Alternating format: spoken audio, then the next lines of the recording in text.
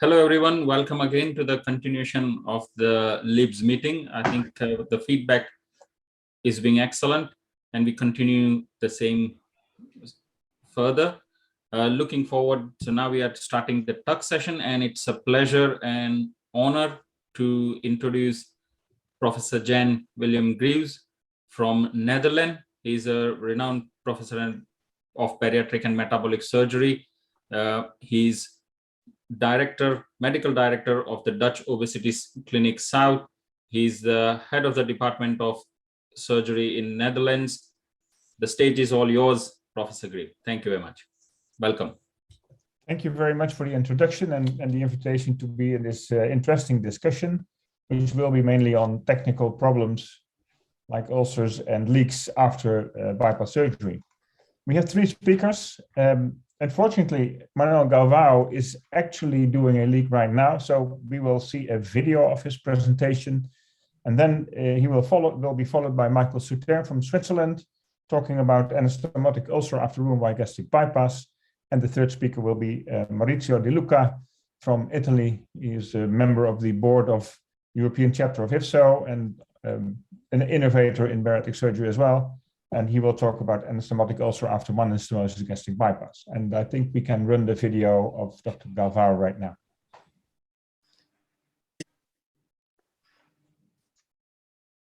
Greetings, I'm Manoel Galvao Neto, and I'm here today to talk to you about the endoscopic treatment of the sleeve leaks and to answer the question if it is the way to move forward. So let me share my screen with you guys. So you can see here the bariatric endoscopy, at least in my country, is a very mature field. So we have written quite many books, hundreds of articles just about this topic on that. And we can treat complications from sleeve gastrectomy, bypass, bends, and other procedures. And also I have to say that bariatric surgery is as safe as a lab choline. And nothing that we can see from now on will contradict that. Just because we're talking about complication, doesn't matter that the amount of complication is that high, but actually is not. So sleeve gastrectomy leaks and how they are different, or how they are so peculiar, and what's the state of the art in terms of that. So sleeve gastrectomy is the most performed procedure, and it was designed to be like simple. So you take down the vessels of the greater curvature, you staple from bottom to top and under a bougie. So what can go wrong? So let's start thinking about some topics like the vascularization of the stomach. That is so beautiful. 5 arterial branches, that is perfect top to bottom, left to right, except for the east angle. If you take down the greater curvature, by obligation, the fistula of the leak can be labiated, the trajectory can be long, tortuous, and complex in this pathway. It will be under the negative pressure from the thorax, and you have a very long stable line with crossings that can make weak spot on that. The stomach wall is and can be very thick, and sometimes overcoming the staples that we have. And stenosis on the sleeve gastrectomy is very tricky because it increases dramatically the pressure that's already increased when you build the sleeve gastrectomy. And against what we think about all other stenosis by doing endoscopy, that means if my scope doesn't pass, I don't have a stenosis. In a sleeve gastrectomy, the endoscope will pass, but it still can have a functional stenosis that we will not train it properly to identify sometimes on that, as you can see here on the screen. And let's start like what is the bariatric endoscopy on the sleeve gastrectomy. So it's a tube after a tube. So we have to slide the scope very smoothly down the lumen until you see what you see here in the bottom picture in the middle. The incisura, you always have to see ahead. You don't see ahead, possibly you have an axial deviation or what we just call the functional stenosis, and that is the trick on that. And it's all about pressure. The sleeve gastrectomy creates a hyperpressure, low compliance system, and was hard to identify that this beautiful thing can become a monster like that. And even that we can waken up this monster of the gastrobronchial fistula that we are just seeing in esophageal anastomosis. We now see that again, at least in the beginning, sleeve gastrectomy, and that then you can see here, they will be treated by endoscopy, but there are serious cases on that. And led, at least in the beginning, that we are not prepared, the tools that we're about to show to you, that cases that end up in the total gastrectomy because of a sleeve leak. This is to show you that we increase a lot the pressure inside the sleeve gastrectomy. If you pay attention to L1, L2, there's a branch models done by biomechanical engineers from Italy. And you can see when you put some pressure, look at how it pressurizes below in terms of that. And also we have quite some data from motility labs, high definition manometer. You can see here below the lower horizontal bar, you pressurize before and after you pressurize basically the stomach when you do a sleeve gastrectomy. Even our own data is from our own motility labs. You can see here below the lower esophageal sphincter, and you can see how you pressurize if you do the performance sleeve gastrectomy. And look at this impedance pHmetry and the reflux that comes from a patient with a sleeve gastrectomy on that, and more data. And what are the surgical options to treat the sleeve leak? So basically acutely, drain, percutaneous laparoscopic, suturing. It's a interrogation point because you suture, most of them, they open that. So this leak tends to be chronic when it happens, becoming a fistula. And when it's chronic, you can convert to a Roux-en-Y gastric bypass and still have a leak. You can do esophageal ostomy, loop or Roux-en-Y, or total gastrectomy. They are very complex procedures, time demanding, and have their own complications that I'm about to show you. So look at this beautiful literature review of the French group. And you see here that they could analyze quite some papers and they adapt for the solutions, esophageal ostomy, loop, Roux-en-Y, and total gastrectomy. But look, inferior bottom, the conversion rate is kind of high, and the leak rate after what you've done to correct also is there. So there are complex procedures, and if we can avoid or put an extra phase before get to that, we had endoscopic solutions. And the good news is we have quite some options to treat the sleeve leak. That is also the bad news. We have quite some good solutions. We still need an unbiased algorithm to guide the ones who are listening and seeing us. So the classification comes from the international consensus. Acute, early, later, and chronic is what most of the papers we use. And we start using the stent. Initially, the esophageal stent, now the bariatric stent. And you can see here in this São Paulo University meta-analysis that 72% success rate if you use any esophageal stent. And the leak is proximal when you use a stent. Most of the time is a His angle. And the timing to use a stent is acute to early. As time comes, the efficacy of the stent goes down, as you can see here the use for. And the Achilles tendon is the migration rate. So it's almost 30%. And we have no data on fistula size, no reported perforation and other bleedings, and no deaths reported on that. And that is because it's a meta-analysis and doesn't capture the case reports that we see that in the literature one.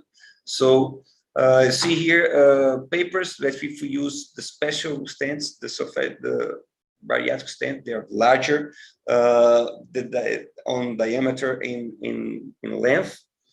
They can cover the whole, they can pass the caesura, even do transpyloric on that. So that's our personal experience on our group. You can see 100% success, but read the small letters. Patients have a lot of adverse events like nausea, vomit, thoracic pain, and it's not a really comfortable procedure to do. But after 5 days, it rests. What the compensation is, how much can we heal that?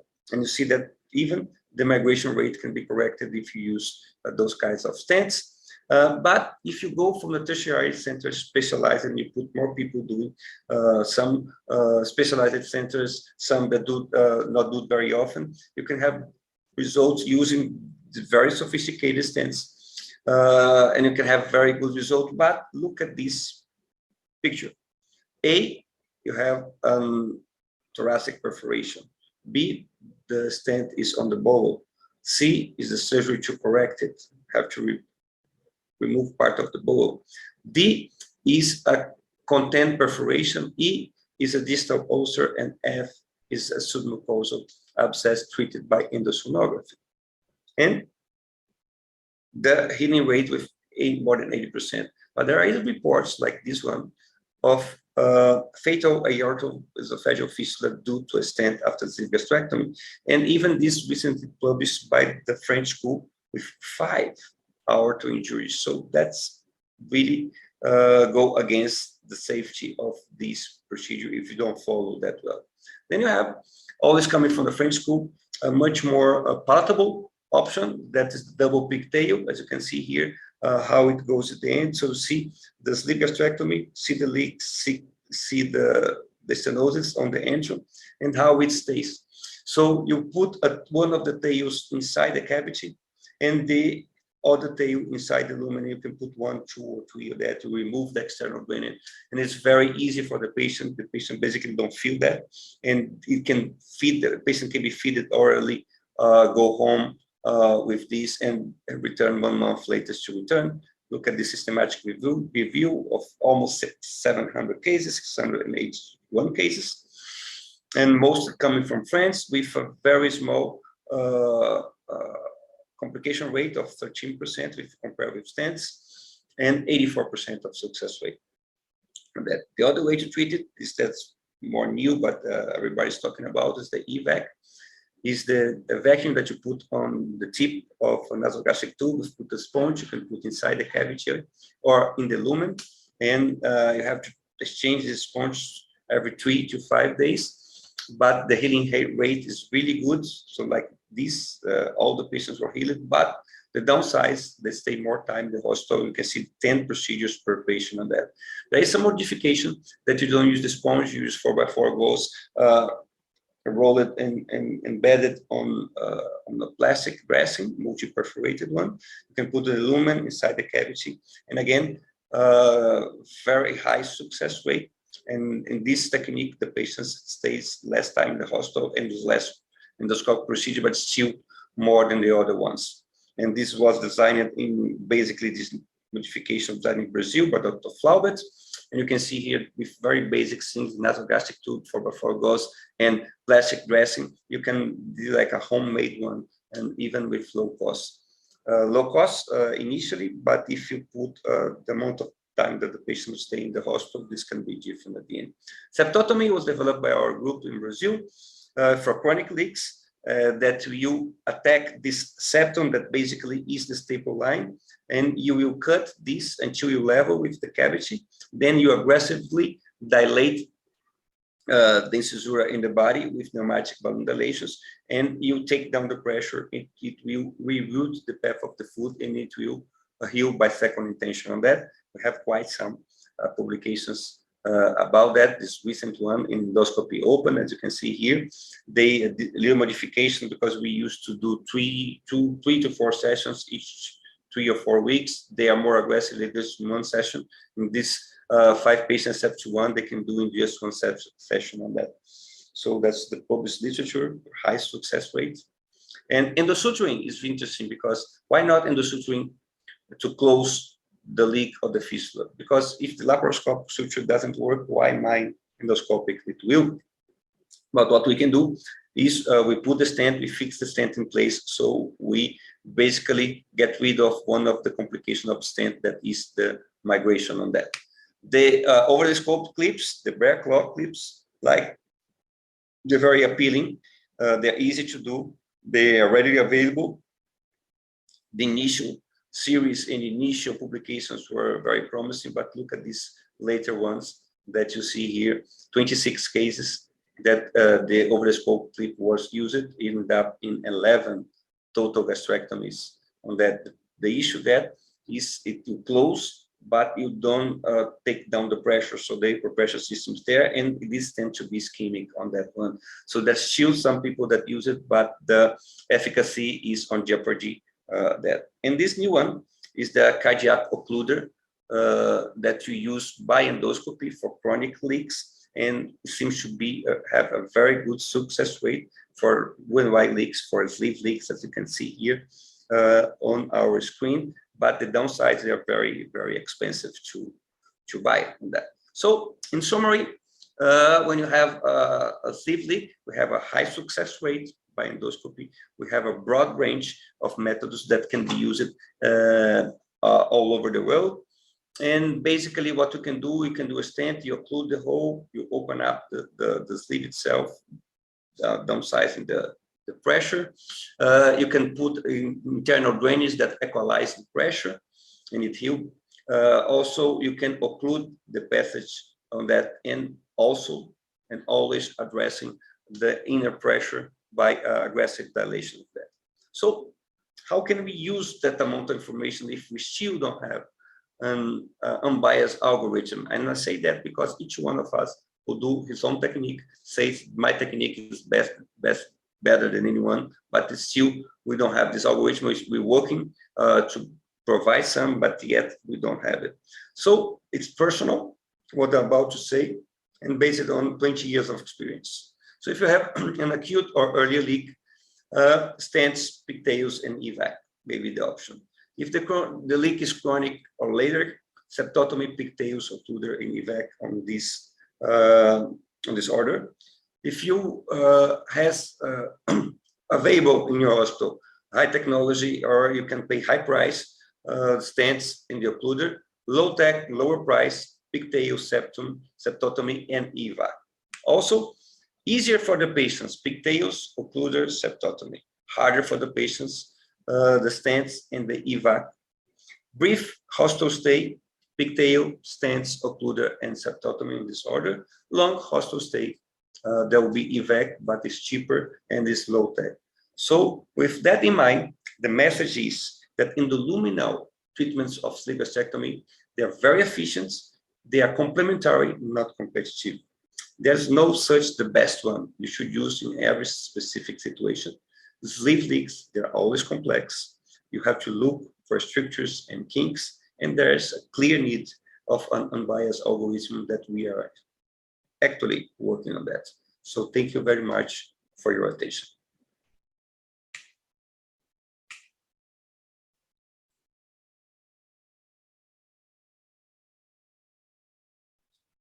So thank you for this video. And unfortunately, Dr. Galvao is not online, so maybe I hope he will join us at the end of this session. We will have the discussion at the end of this session anyway. And I would like to introduce our next speaker, which is Michel Suter from Switzerland. And I hope he's online to talk about anastomotic ulcer after Roux-en-Y gastric bypass. And that can be quite a difficult issue to handle. Are you there, Michel? Ah, perfect.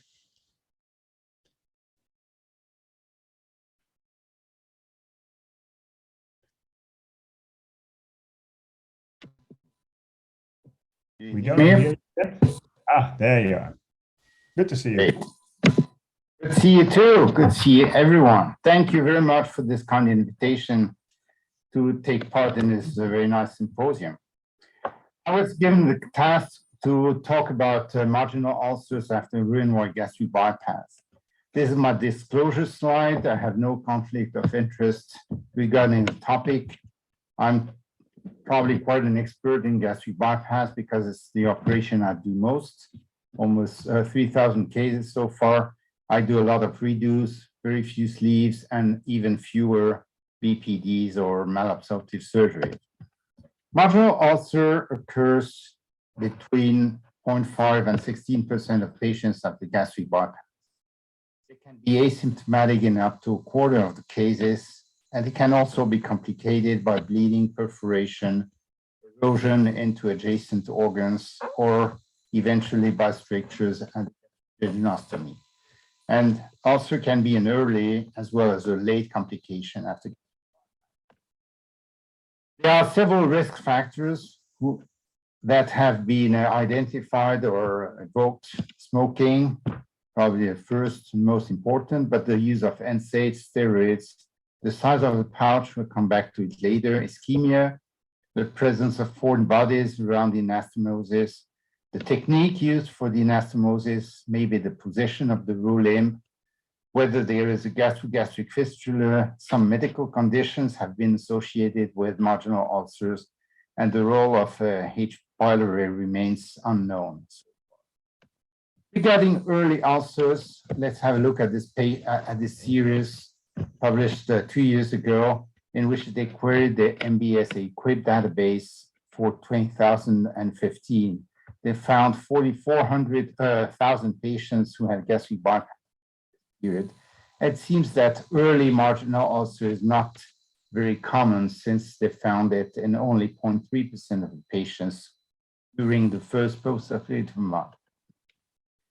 Later on, in this study from Switzerland, actually, they looked at 568 gastric bypass patients who had routine endoscopy either 2 or 5 years after surgery. Not all of them had an endoscopy, but the majority of them. And they found 15% of the patients with marginal ulcer, again asymptomatic in about a quarter of them. And risk factors for marginal ulcer in this series were diabetes and current smoking. All the other factors they looked at didn't come significant multivariate analysis. Regarding smoking, this very nice series from Germany looked at 249 patients with at least 2 years follow-up after gastric bypass, of whom 11% developed marginal ulcer, most of them during the first year. And interestingly, they didn't find only current smoking as a risk factor, but also previous exposure to smoking in patients who had stopped smoking at surgery as a risk.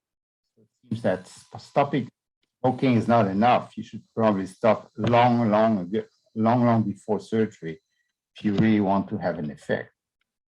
This series from the Netherlands, they looked at 350 patients with at least 2 years follow-up after gastric bypass, of whom 23 developed a marginal ulcer, and 4 was perforated.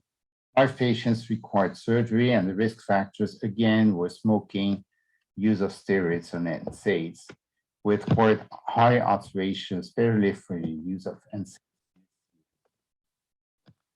Another study looked at 2,800 patients with a mean follow-up of 24 months. Here they found 7% of patients with a marginal ulcer, recurrence of the ulcer in 1.4% of the patients, and 1% of these patients with ulcer required surgery. And again, risk factors for surgical revision this time were the persistent use of NSAID, smoking, and immunosuppression, and mostly steroids here. So there are some factors that come back all the time. In this series published 2 years ago, they looked at bypass patients from a large statewide database from New York, over 35,000 patients, marginal ulcers in 3% of them. 0.6% of the patients required surgery, and risk for surgery were age, race, and anemia, whether you can believe that maybe anemia is a consequence of chronic bleeding from the ulcer. Cause for ulcer, it can be debated. What's the role of the surgical technique in development of ulcer? Well, it has been postulated that technique used for the gastrointestinal might play a role. And in this large study from Scandinavia, they looked at a large number of people who had gastric bypass. Most of them actually had linear staple anastomosis, and a very tiny minority, 542 patients, had circular staple anastomosis. And they found quite a difference, with about 3 times as many ulcers in circular staple anastomosis as the linear staple anastomosis. Maybe the technique used for the circular staple anastomosis was not so great in so few patients. I don't think this is definitely. Here, a study from the single institution, including 1,100 patients, comparing here circular staple, linear staple, or hand-sewn anastomosis. But they found that both circular staple and hand-sewn anastomosis had quite a high rate of early ulcers, but there was no difference later on between the 3. Here they reviewed the literature for studies comparing circular stapled with linear stapled anastomosis and zone anastomosis. They found only 11 studies in the end, and only 2 which compared linear staple with circular stapled. They concluded again that circular stapled anastomosis has a high rate of marginal ulcer than linear stapled anastomosis. Well, I must say that our own technique used now for over 20 years using a circular stapled anastomosis with a 21 millimeter staple resulted in only 1.4% of ulcers. So I doubt that the technique itself, rather than the way you perform the anastomosis.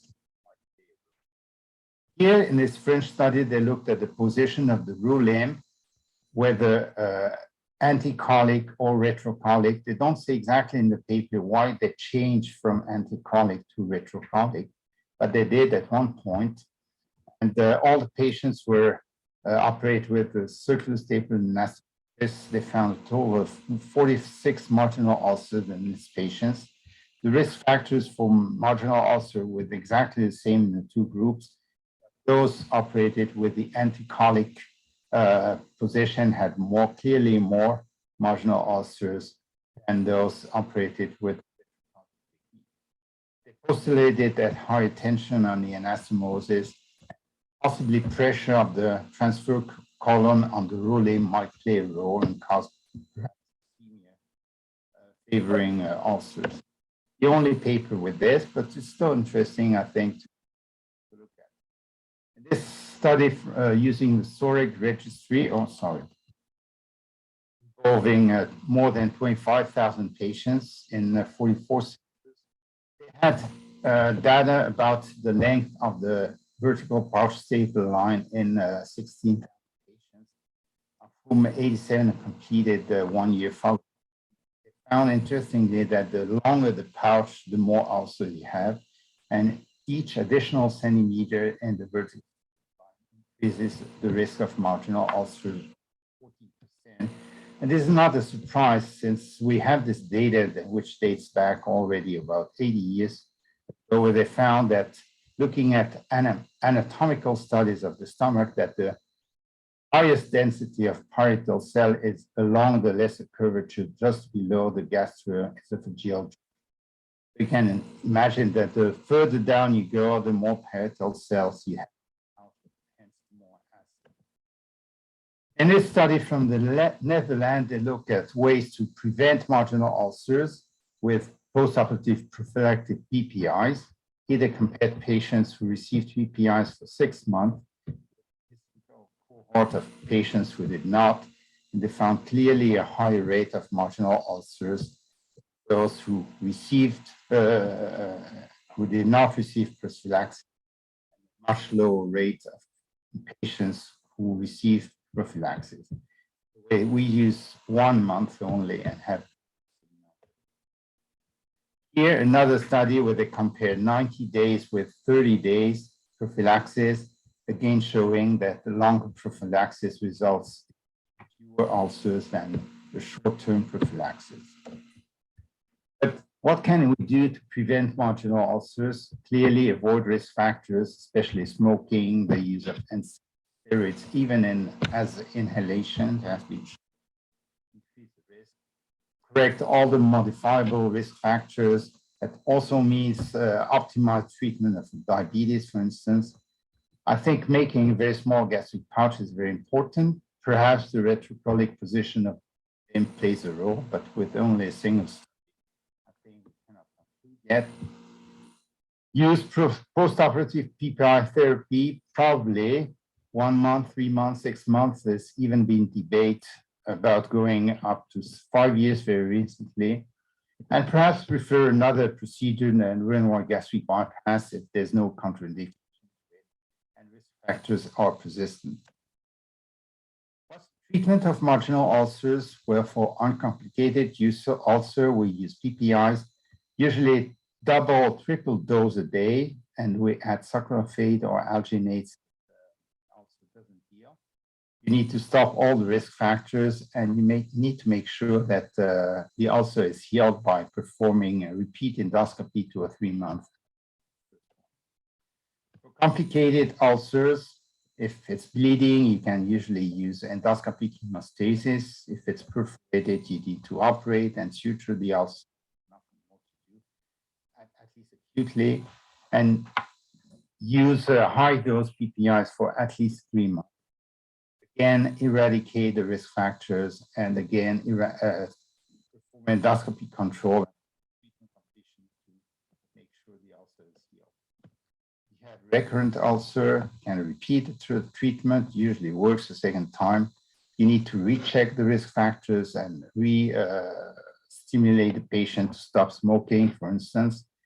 Optimize again treatment of medical conditions, and you need to look for a gastric fistula. This can be complication of the bypass, or it can even be a complication of the ulcer, which ends up eroding into the remnant. This can be diagnosed using upper GI series or CT with oral contrast medium or endoscopy.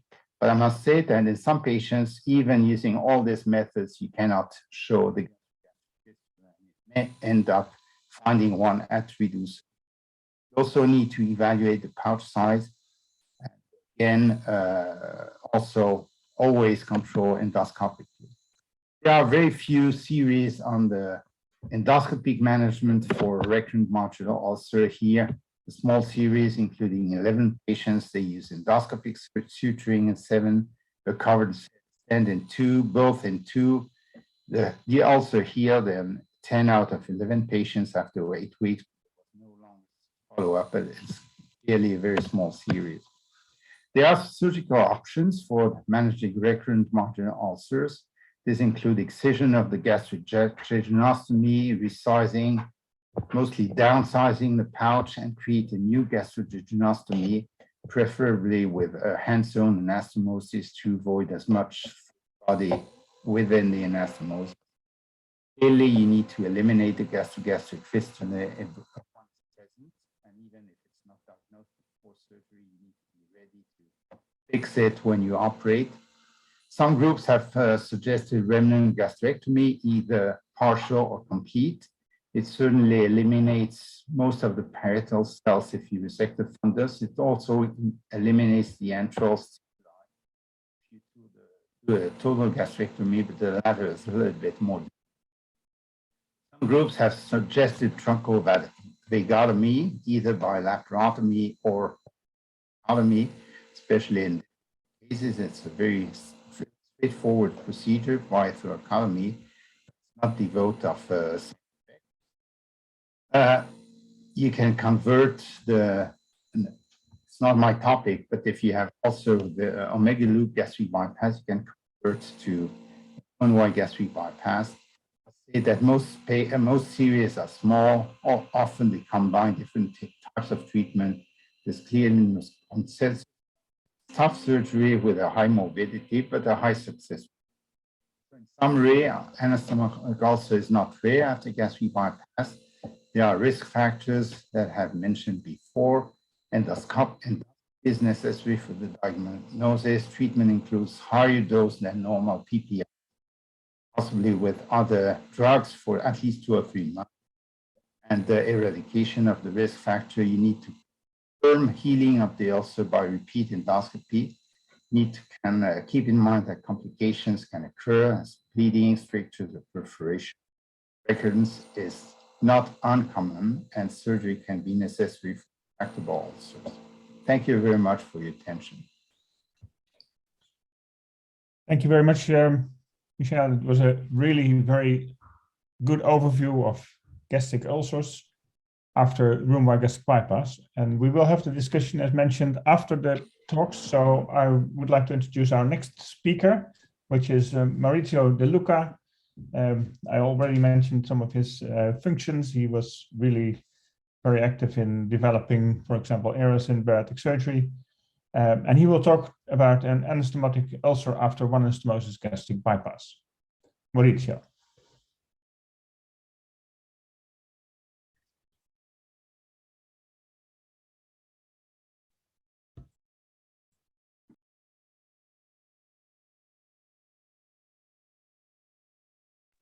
We have no sound, Maurizio. You have to put your microphone on.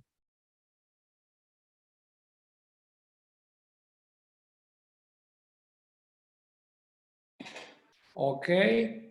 Yes, better. You hear me, Jan? Okay.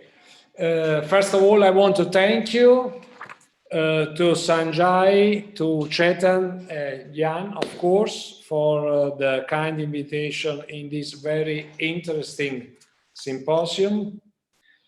And first of all, I want to consider my case mix disclosure. As you can see in my experience, in my last 5 years activity, OAGB is 38% of my activity. Maurizio, I think you have to share Maurizio, your presentation. yeah, sorry. Do you see my? No, we can't see your slide. Sorry to interrupt. That's what I was trying to say. I think you need to share your slide. Okay.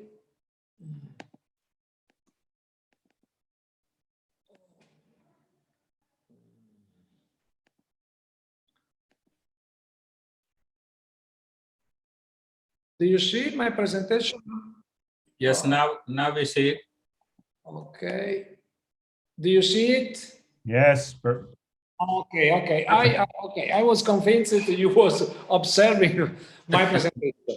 Okay, so I go quickly ahead with my case mix disclosure, where you can see that OAGB is 38% of my activity in the last 5 years, and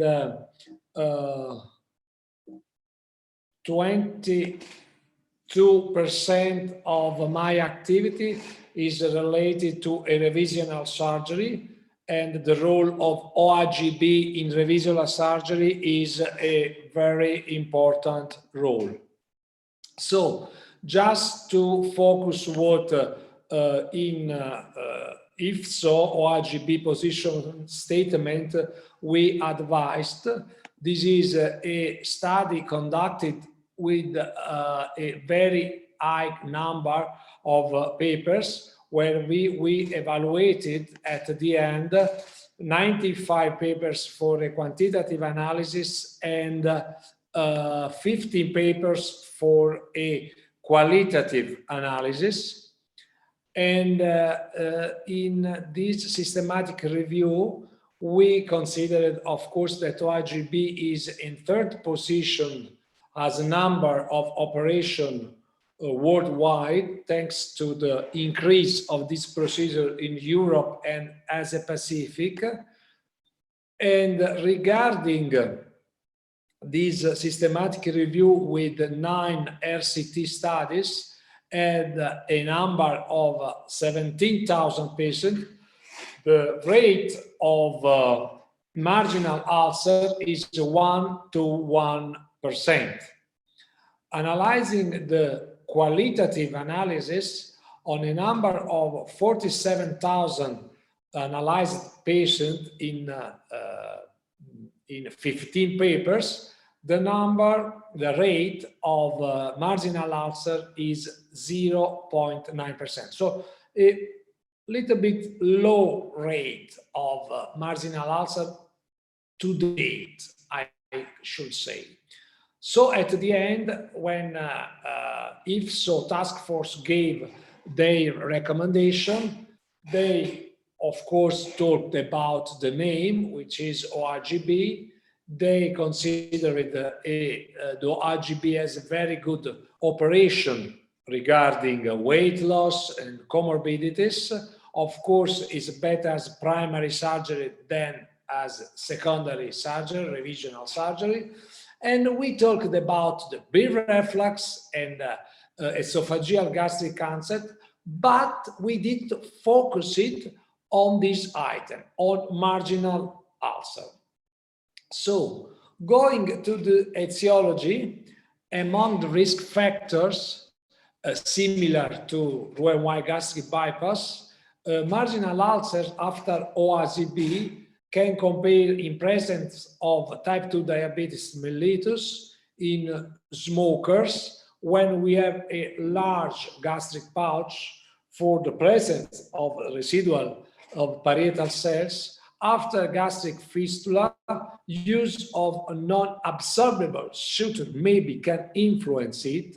Use of non-steroid inflammatory or systemic steroid medication, maybe HP infection. This is an interesting survey of 4 years ago involving 86 surgeons only on this topic, marginal ulcer. And on a total of 27,000 patients, the rate of marginal ulcer was 2.24%.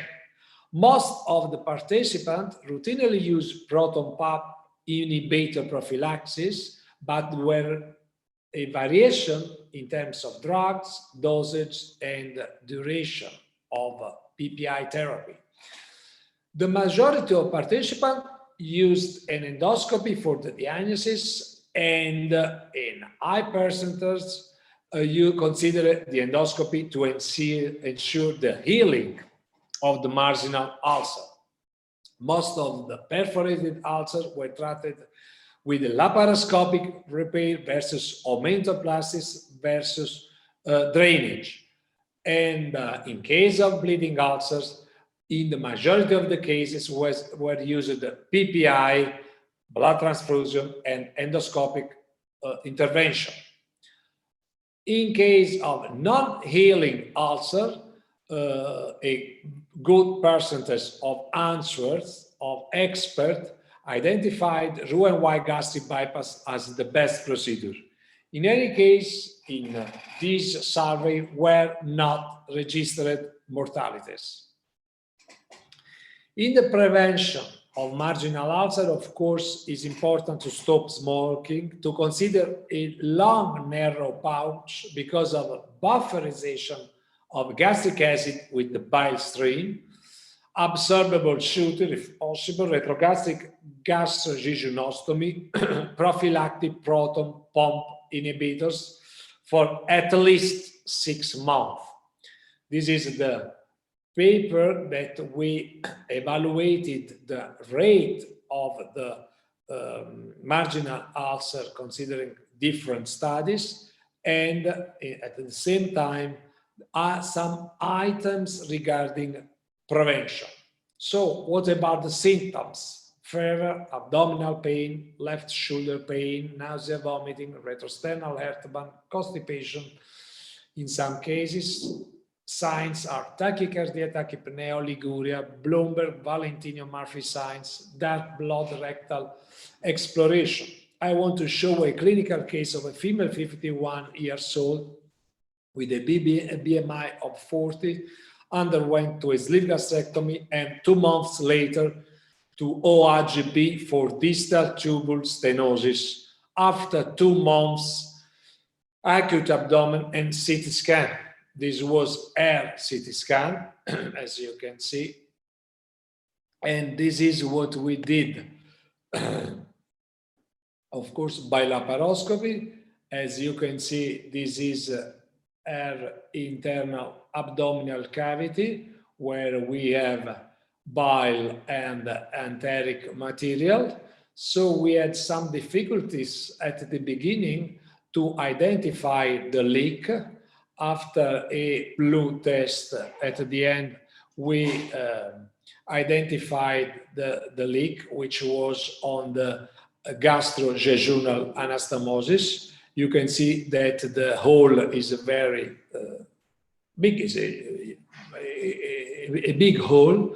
So we started promptly to remove the old anastomosis. This is the section of the afferent limb.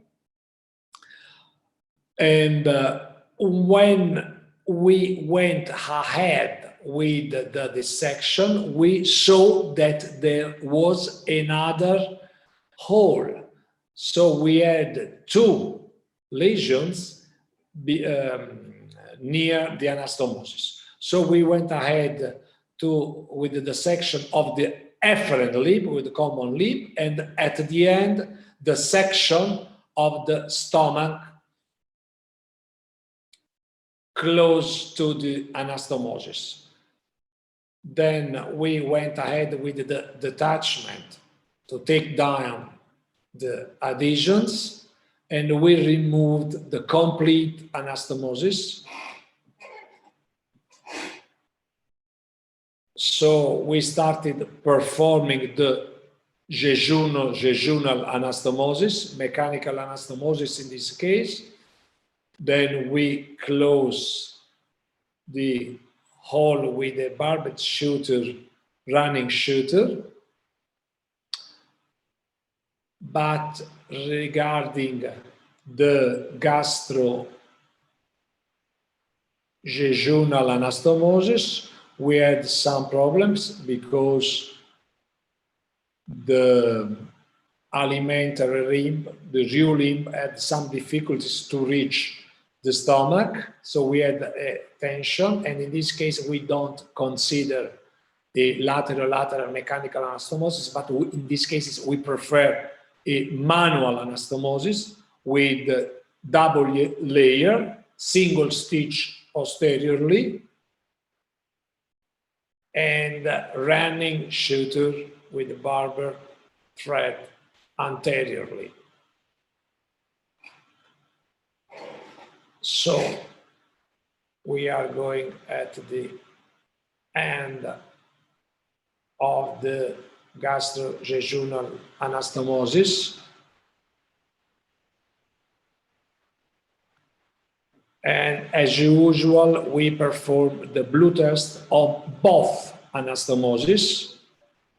We see the tension of the shooter and the blue test, which is negative for both anastomosis. Then we apply, of course, some glue, and we can go ahead with our take-home messages. Type 2 smoke, large gastric pouch, non-absorbable shooter, non-steroid anti-inflammatory or systemic steroid medication, and IHP infections seem to play a role in marginal ulcer after OAGB. Perforated ulcer can be treated with laparoscopic repair versus omentoplasty versus drainage. Bleeding, not perforated ulcer, can be treated with PPI, with blood transfusion or endoscopic intervention. Non-healing ulcer can be treated by conversion to Roux-en-Y gastric bypass. Thank you.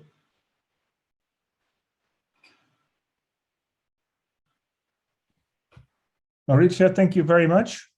And I think we can continue with the discussion, and there are already some questions from the audience, and I think I'll just start by asking the first question, which is, are we justified in refusing a patient a bypass or one-anastomosis bypass until they stop smoking? And if so, how long would you wait, and would you undertake nicotine testing or equivalent? And I think, Maurizio, you're in view now, so you can answer the question first, and then, of course, Michael, you also can have your opinion. Yes, in our experience, we want that the patient stops smoke 40 days before the operation, and we always perform the nicotine test 2 days before. Okay. It's mandatory in our experience, considering Roux-en-Y gastric bypass or OAGB. Of course, we don't have this kind of consideration in case of sleeve gastrectomy from a surgical point of view. But from an anesthesiological point of view, in some cases, also if we consider a sleeve gastrectomy, our anesthesiologists want that the patient stop smoking. Then I have another question regarding the testing. How long will you see that the patient has smoked? What is the interval between the smoking, stop smoking, and then have a negative test? Is that after a few days, or is that after weeks? 40 days. You need 40 days of Yes. smoke cessation to be sure that the test is negative. Yes. Okay, that's good to know. Well, we use also 6 weeks as a minimal time to stop smoking, but Michel, maybe you can add some information here. We advise all our patients to quit smoking 6 weeks before surgery, but we don't check. We don't check because we know very well that many of them will resume smoking weeks or days or months after surgery, and I don't think it's possible to make sure they won't smoke. And if they haven't stopped smoking just before surgery, we still keep we go on, proceed with surgery without testing. Our ulcer rate is very low. I think one way to go. What we do is we make a very small gastric pouch, make sure the gastric pouch is very small. We use a retrocolic roulet. Whether it plays a role or not, I don't know. Certainly in our hands, the rate of marginal ulcer is low. I just reoperated this week on the first patient of our series, actually, with a recurrent marginal ulcer. Because after several dilations, he developed intractable stricture, and the reoperation showed the gastric between the ulcer. But smoking and gastric bypass, I think if you multiply the risk factors, if you have a severe diabetic patient who is a smoker, who on top takes steroids because he has asthma, maybe you need to consider. At the same time, if you have diabetes, gastric bypass is maybe a little bit more efficient than a sleeve gastrectomy. So you need to discuss all this with the patient and share the risks and decision with. Okay, so we have quite a strong opinion about smoking. So if a patient doesn't stop smoking, we would not go forward with the surgery. And we have seen a number of perforations even from these smoking-related ulcers. But so the consensus is that if you ask the patient to stop smoking, stop at least 6 weeks, which is similar to the 40 days. And we don't test, but when we have serious doubts, we will test and understand, Michael, that you're not testing. Another question that came up is, what about patients that use vapes, which is an alternative to smoking? Any opinion on that? Yes, I have the opinion. I want to specify that in Italy, our anesthesiologists have their guideline regarding bariatric surgery. So they, first of us, maybe in 2014, introduced with their guideline the concept of quit smoking, stop smoking before. So the nicotine test in Italy has been supported from them before then from surgeons. But regarding vape, depends of the situation, depends of the grade of OSAS, depends of the sex of patient, fat distribution, BMI. So related to this, our anesthesiologist, for a patient who vapes, can consider surgery. In other case, our anesthesiologists say, no, I want that you stop everything. Okay, well, in the chat, there is also a link to a publication on e-cigarette. Maybe we can share that on screen so everybody can see it. Michael, do you have an opinion about the vapes? You said, I saw you nodding no, it's not really an issue. No, I don't have opinion about it. We don't have many patients who vape anyway. Yeah, the same in our situation. Okay. Well, don't consider it as a contraindication. Yeah. I always talk to my patients to look, we're going to do a big operation for you to improve your health. Why not smoking at the same time? I mean, there are incentives that we use to. I don't think making sure that this stuff really changes a lot. So I see Chetan looking a bit worried about the time. Are we still okay? It's 12 now. So then there is a change of question. I was just sorry, it was not the time. I was just trying to highlight that paper. I did publish a guideline for the Bariatric Society regarding e-cigarettes and vaping, and I think that's what I have just put the link there. Yeah. So I think in vaping itself, there are different flavors and nicotine based or stuff.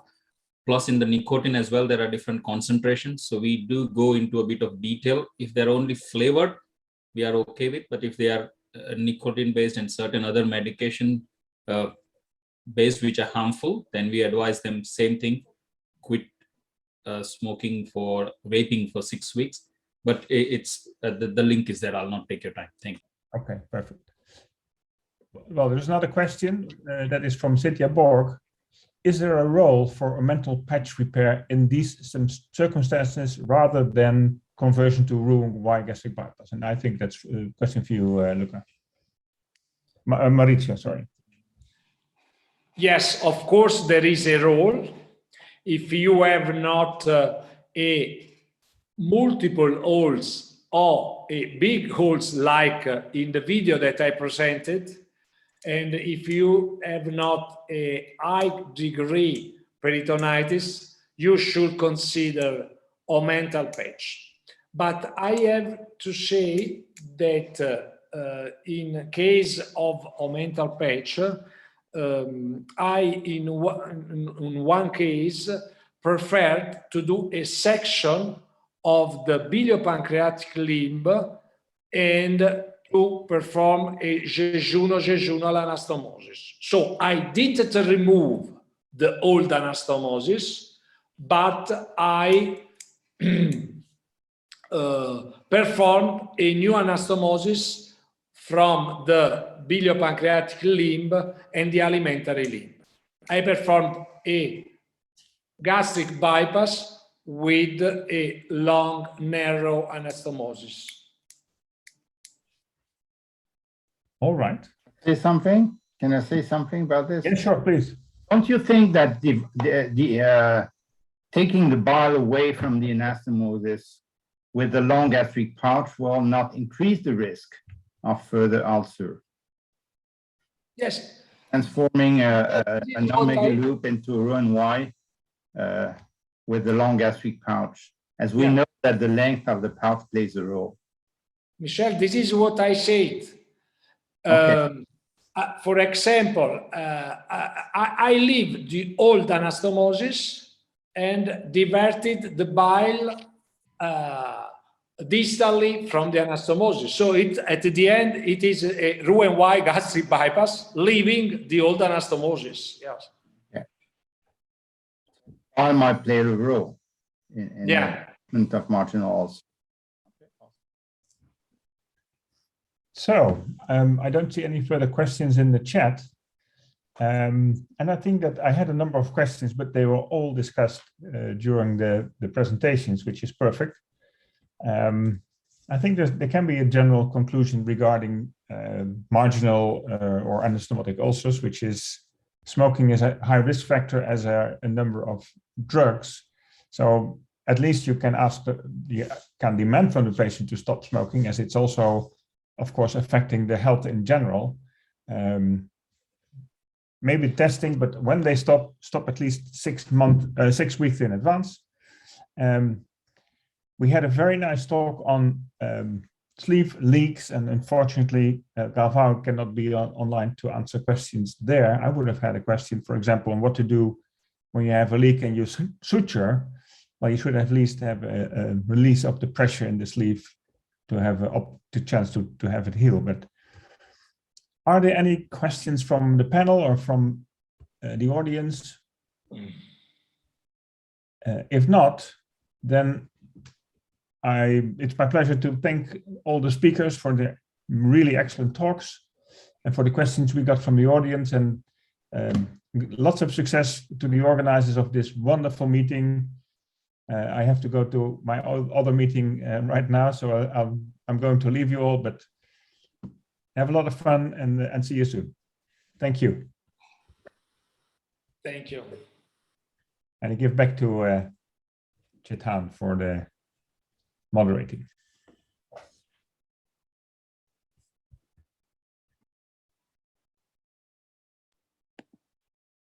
Sanjay, you are muted. Hi, I have the pleasure to introduce the next debate chair, Dr. Christine Stier, who is head of surgical endoscopy at Sana Obesity Center in Germany. The floor is all yours, Christine. Thank you. Thank you so much, Sanjay. It's a big honor to chair this session, as the motion is endoscopic sleeve gastroplasty will stand the test of time. And my two debaters are Jamie Kelly and Frits Berends, and I think they are so famous and so renewed and so well known that I don't have to introduce them in particular. And the first one is Jamie Kelly, who will discuss in favor of the motion. Jamie, please. Hi, Christine. Can you hear me? Yes, I can hear you very well. I recorded it just in case I wasn't able to make it, so I'll play that and then I'll come back in. All right. Okay. All right. Chairman, ladies and gentlemen, thank you for allowing me to put the case forward for the ESG. I'm not perfect, our operations are not perfect, and I'm certainly not going to sit here today and tell you that the ESG is perfect. But I do think it's beginning to find its place in the world of bariatrics. This was an interesting study that recently came out in the last month, comparing laparoscopic sleeve gastrectomy with laparoscopic plication. Weight loss, no difference at 3 years. The problem for the ESG is it's always compared to these procedures, and it's simply neither. The mechanism of action is very important. We plicate the stomach, we leave a little pouch, we're not taking anything away, and all the nerves are still there. So the food goes down into the pouch, the stretch receptors fire off, the patients feel full, and they use that to portion control. The Mayo Clinic also demonstrated very nicely that it delays gastric emptying. Here is the ESG. 3 hours later, 45% of the meal is still retained in the stomach. What that means for the patients is they feel full quicker, and they use this to portion control, and they feel full for longer between the meals. It is not a restrictive procedure, and if the patients think that they can repeatedly eat aggressively into pain and vomiting, they will break it within 6 months. Gastroesophageal reflux is reduced with the ESG, and we also don't see the B12 deficiencies because the whole stomach is still there. This was the first big trial that came out, Madrid, New York, and the Mayo Clinic, and it demonstrated a nice 20% total body weight loss at about 18 months. We then started to see comparative studies, and the reality is the ESG sits between the gastric band and the sleeve gastrectomy in terms of weight loss. Length of stay is reduced, and adverse incidents are significantly lower. The meta-analysis data is coming through. Its problem is that there's few numbers 2 years down the line, but still we're seeing 20% total body weight loss, 60% excess weight loss.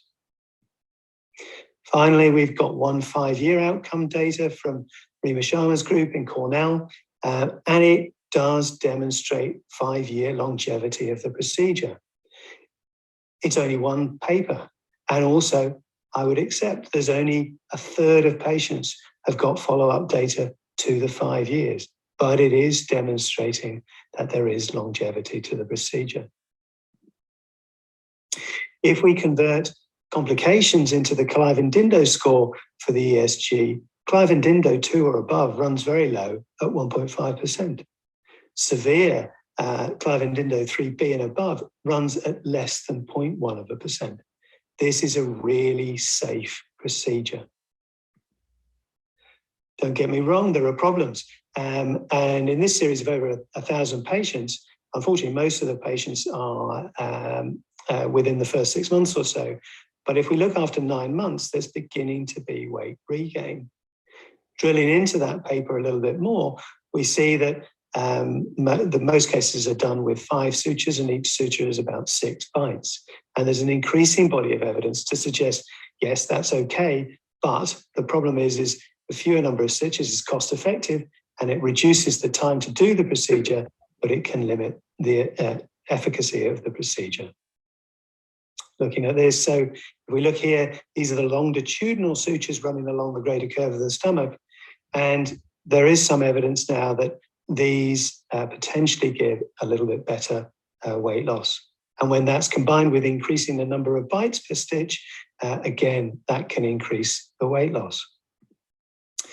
And I looked at comparing the old procedure and a newer procedure where I combined the U sutures along with longitudinal sutures. And I was very pleased to find we were achieving about a 70% excess weight loss at 6 months. But more importantly for me, we got better weight loss at 2 years, and the weight loss was more sustained. So the procedure is developing and becoming better. This is a great paper from Strasbourg that came out last year, and it demonstrates that our learning curve is a little bit longer than we thought. What they did is they regastroscoped and classified the ESGs into disrupted, completely, partially, and intact in the green.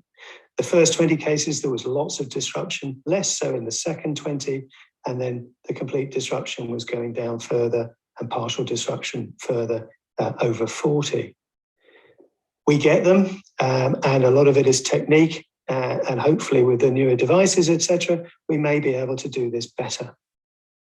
Also importantly, it demonstrated that BMI of less than 40 were increasingly found to be intact. Also, the younger patients lost more weight, but there was no difference in the disruption pattern, and certainly they would support resuturing in certain cohorts of patients.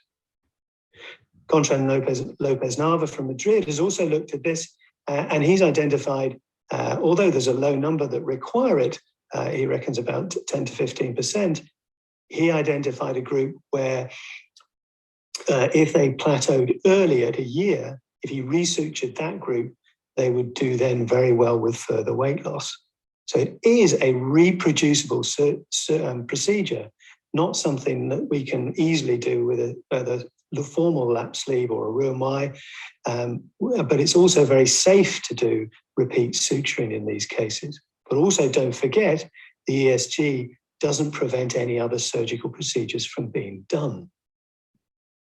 So I think where the ESG is beginning to sit is for patients with a BMI between 30 to 40. It's a much more acceptable procedure to the patients, and it's significantly got less risk. We're beginning to see evidence for longevity, and it can be repeated. So I think it is here to stay. Thank you very much. Thank you so much, Jamie. And now, Dr. Frits Berends from the Netherlands will hold against it, and Jamie with another topic I lost clearly against him last debate, I can tell you. Frits, the stage is yours. Thank you so much, Christine. Excellent presentation, Jamie. It's my position to speak against sleeve gastrectomy, which is not so easy because, to be totally honest with you, I've never performed one. And I probably never will because I'm a proper bariatric surgeon, so to speak. Just the same, I appreciate everyone and every method that contributes to the treatment of patients with obesity. And I'm glad to see that we agree on the group that you're performing this procedure in, which is not the same all over the world, because I am aware that some doctors offer ESG in the higher BMI groups.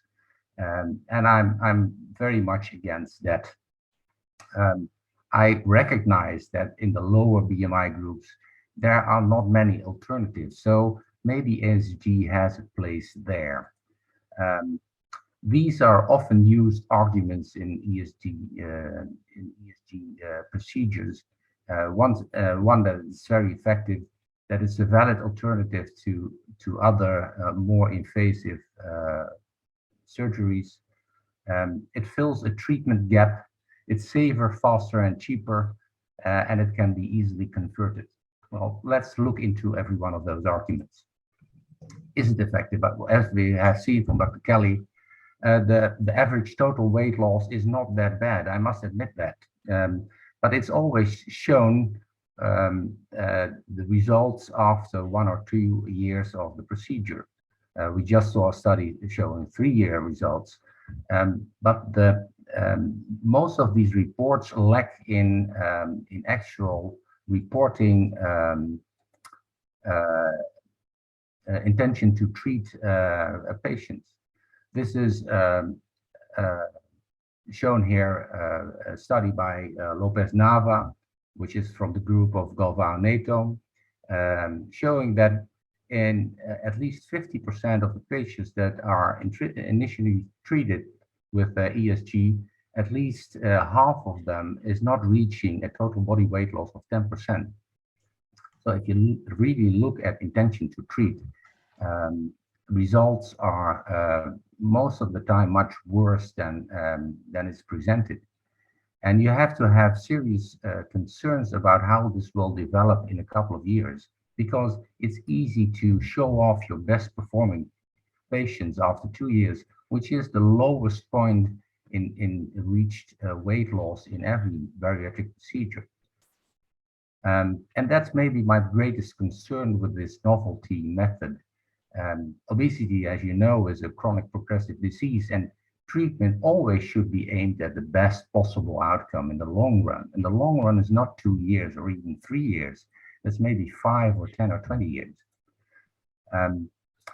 I'm glad that Dr. Kelly showed this same study from Berends et al. But if you really look critically at the numbers, that they started with 216 patients, and they report their results after 5 years with only 86. One wonders what happened to the other 150 patients that failed to show up for follow-up. We know from other procedures from the past, gastric bands, for example, that they're usually the bad performers. So it's very nice to report all these reasonably good outcomes, although I'm not very enthusiastic about a total body weight loss of 10%, which would be considered a failure in proper laparoscopic surgery. But you have to recognize this is only per protocol reporting on a small successful group. It's very hard to predict what will happen in 5 years or so, but we have some historical examples from the past that are very similar to the basic design of ESG. Most of which maybe is the Magenstrasse and Mill operation that we know from the past. And as a surgeon, you must recognize how similar this design of the Magenstrasse and Mill is to the ESG. The Magenstrasse and Mill also had slower gastric emptying and the restrictive properties of an ESG.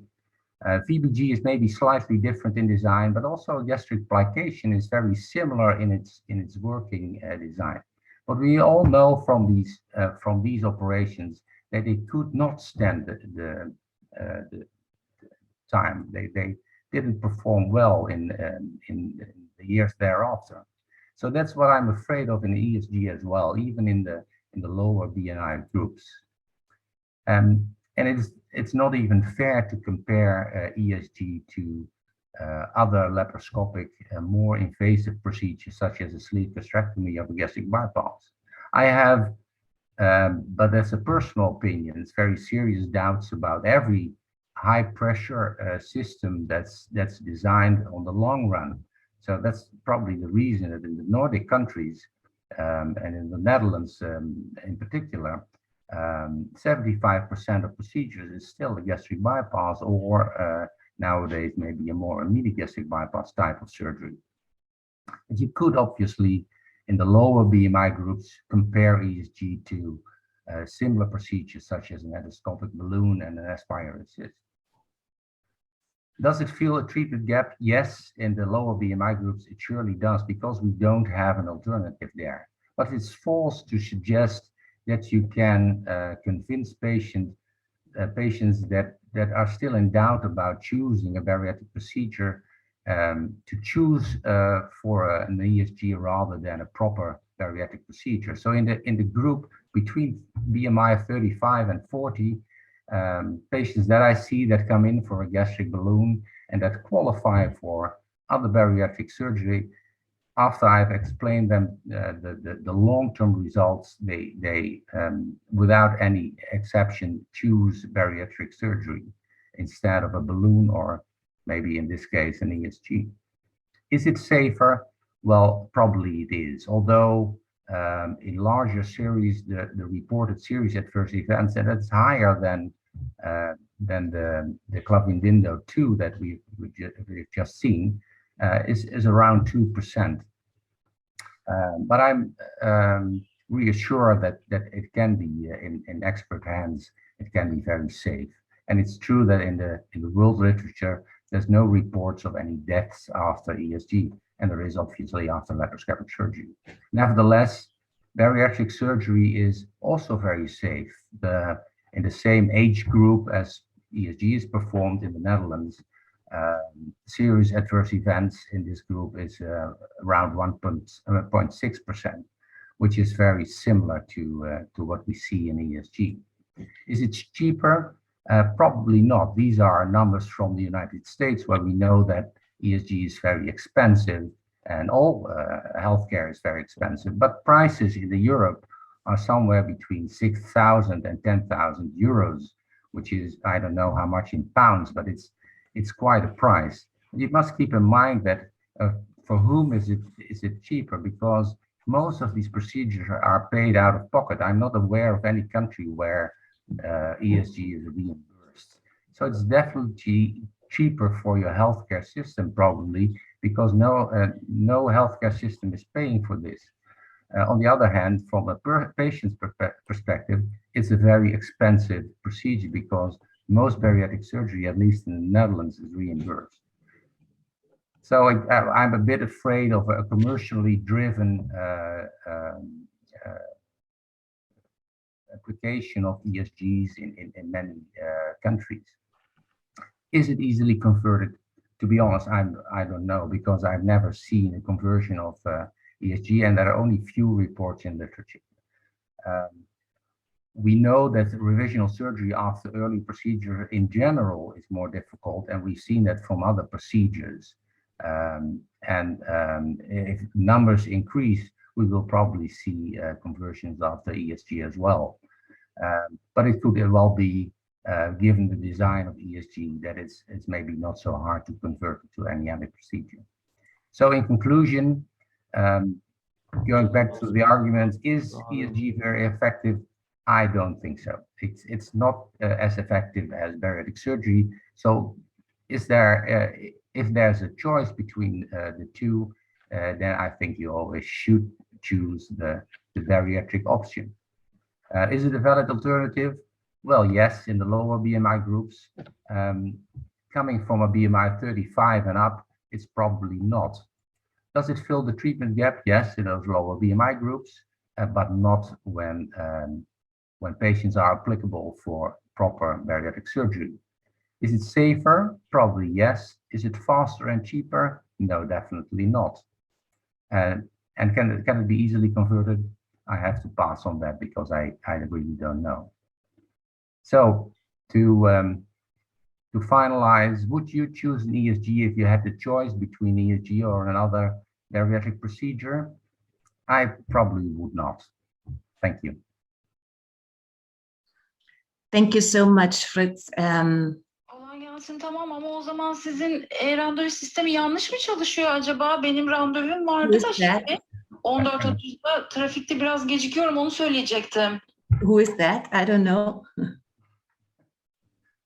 Anyways, two super presentations. Thank you so much. And I found, I made some notes. I found that you have really common points. For example, the indication spectrum of the procedure. So both of you said that it is indicated in the lower BMI groups, and this is what I think too. Kelly, did you think, or did you want to say that this is competitive to bariatric surgery? What do you think? I'll put it a different way. You know, I'm a resectional surgeon as well, and a benign surgeon. And we've lost achalasia to POEMs. We've lost high-grade dysplasia and early tumors to endoscopic resection. And if we're not careful as surgeons, we will lose another segment here. I would, you know, it'll be the early lower weight BMI, but we'll lose that as well. I currently proctor, and sadly, I'm not proctoring surgeons. I'm proctoring gastroenterologists. So surgeons out there, beware. Yeah, that's definitely true. That's definitely true. That is a problem. It's the same with me. I'm proctoring a lot of gastroenterologists, and rarely I proctor surgeons. But to go on with our discussion, Frits, Can I comment to this last point, Christine? Because you're right. We're losing those in those lower BMI groups. We're losing patients. But wouldn't it be wiser to lower our BMI boundaries for proper bariatric surgery and more effective procedures to lower BMI groups, which is, as you know, stated by our scientific communities. If so, and ASMBS, they say that from a BMI of 30, bariatric surgery is a very proportional and very safe procedure and should be applied everywhere. So rather than being scared of losing patients to other specialties, shouldn't we be lowering our BMI boundaries in NICE criteria and other groups so that we can operate properly on these patients? I would not say I'm scared to lose those patients. What I wanted to say is that we were learning a lot about the disease, about the physiology, about all those things. And now doctors come and do those procedures who never were dealing with obesity before. They're just dealing with it because they know the technique, and that's it. And to be honest, in a BMI group from 30 to 35, it's hard for me to recommend the right bariatric surgeon. Which procedure would you recommend, Frits? Well, a little bit depending on the age of the patient, I would probably do a mini gastric bypass nowadays because it is so extremely safe and so well performing. I think you are right. It's a very safe procedure, but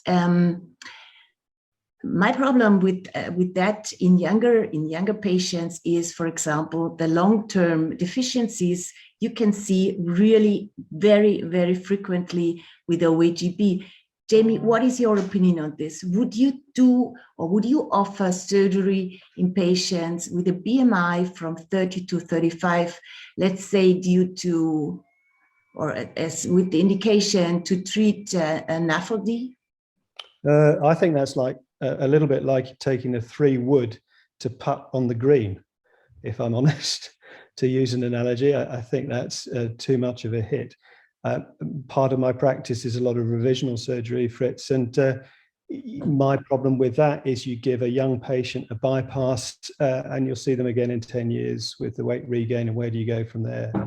So I think we do need different operations for different situations, and I think this fits in that role. Yeah, completely agree. We had the discussion yesterday in Barcelona. What I always find difficult is that we really do lack and we really do miss clear definitions, not only for the indications, but we miss clear definitions how we measure the outcome of the operations or the procedures. And I think if this will improve in the future, maybe we can better and more clearly define which procedure for which BMI class, for which age, and what is the definite outcome. And I just wanted to tell you, I did revisions on ESGs to sleeve gastrectomies. It's really not a problem. It's easygoing. Yeah. But are there any comments at the final of the discussion of you both?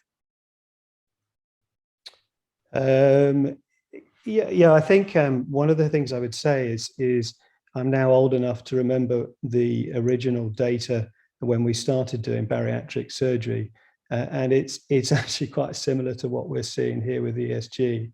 We need to evolve, yeah, I think if we disregard some of the evidence that's coming through, we're disregarding what the evidence base was when bariatric surgery was originally coming through 20, 30 years ago. Frits? Well, I appreciate that last remark. I recognize that this is a developing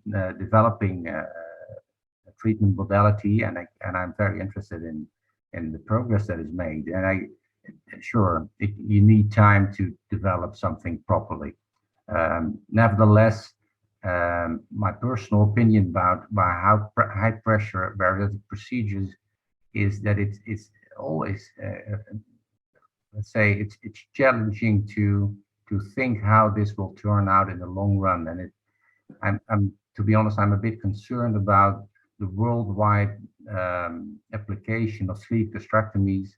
And I see that this is slightly different, but it's also a sort of in its working mechanism a similar procedure. Still, I'm following it with interest, and I hope we will see some remarkable outcomes in the future. Thank you so much. And by the way, it's covered in Italy by the insurance. Wow. but anyways, I completely agree what you said, but it's not that high pressure system like a sleeve gastrectomy.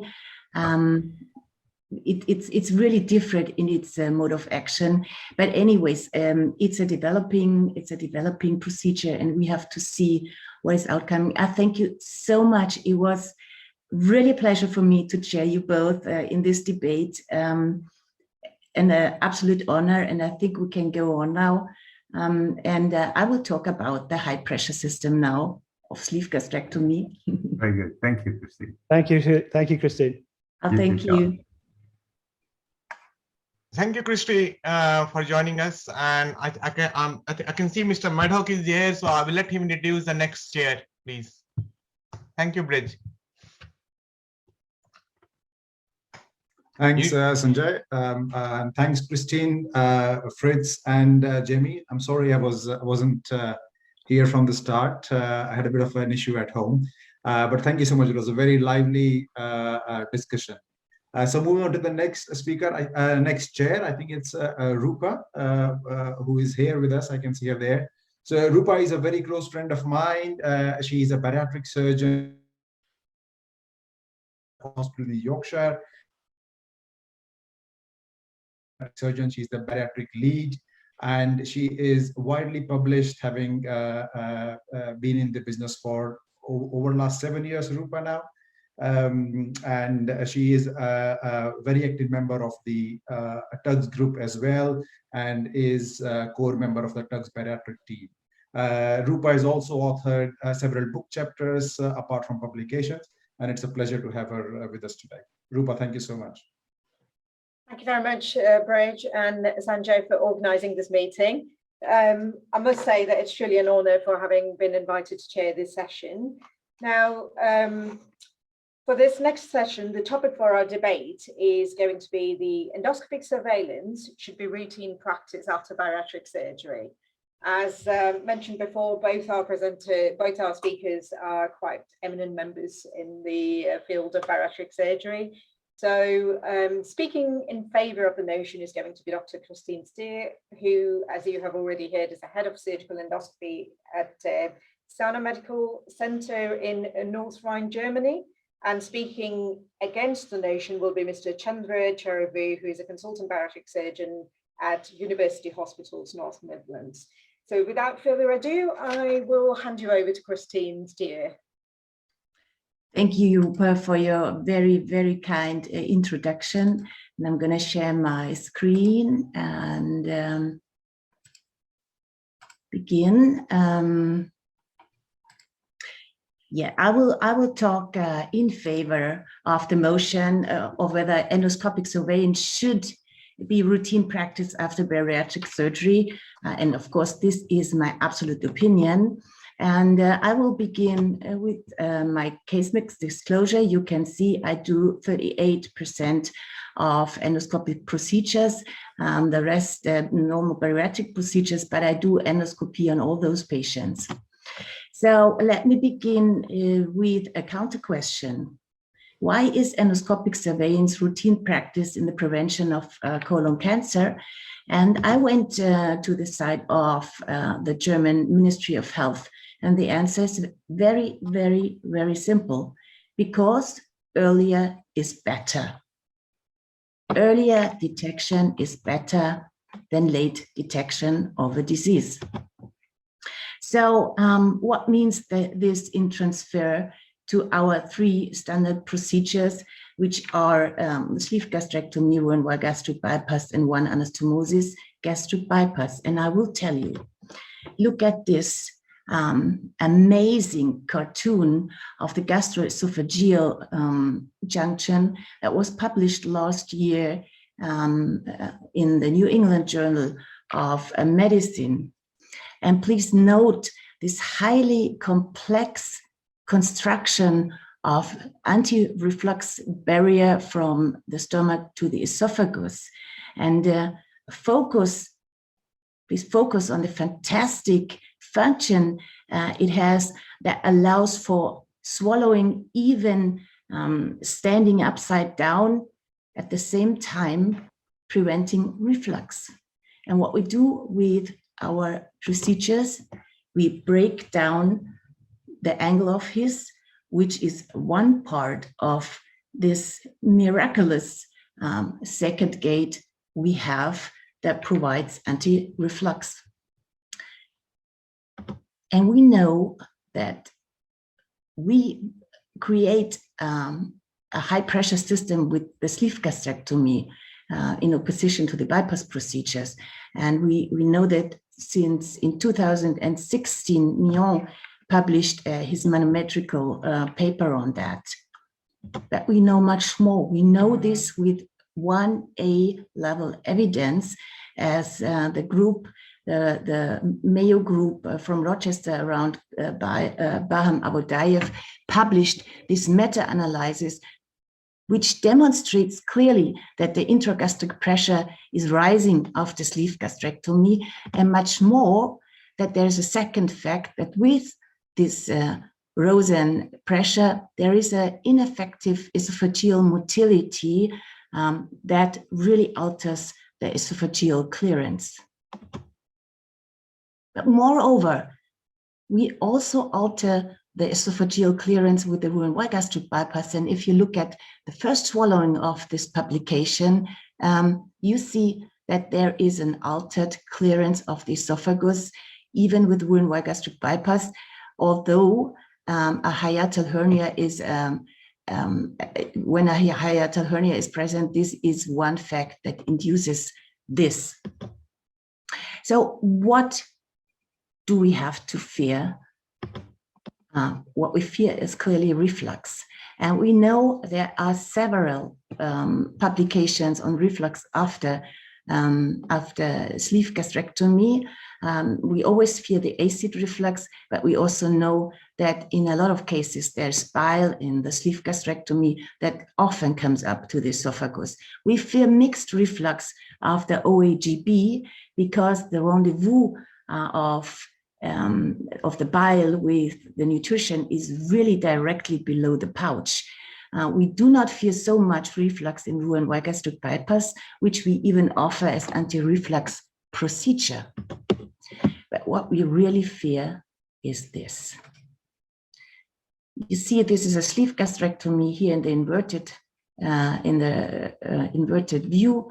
I'll go a little bit further, and now you can see the disaster that happened. And this is a case that is not published. Here you can see clearly the disaster that developed. It is a Barrett carcinoma after sleeve gastrectomy.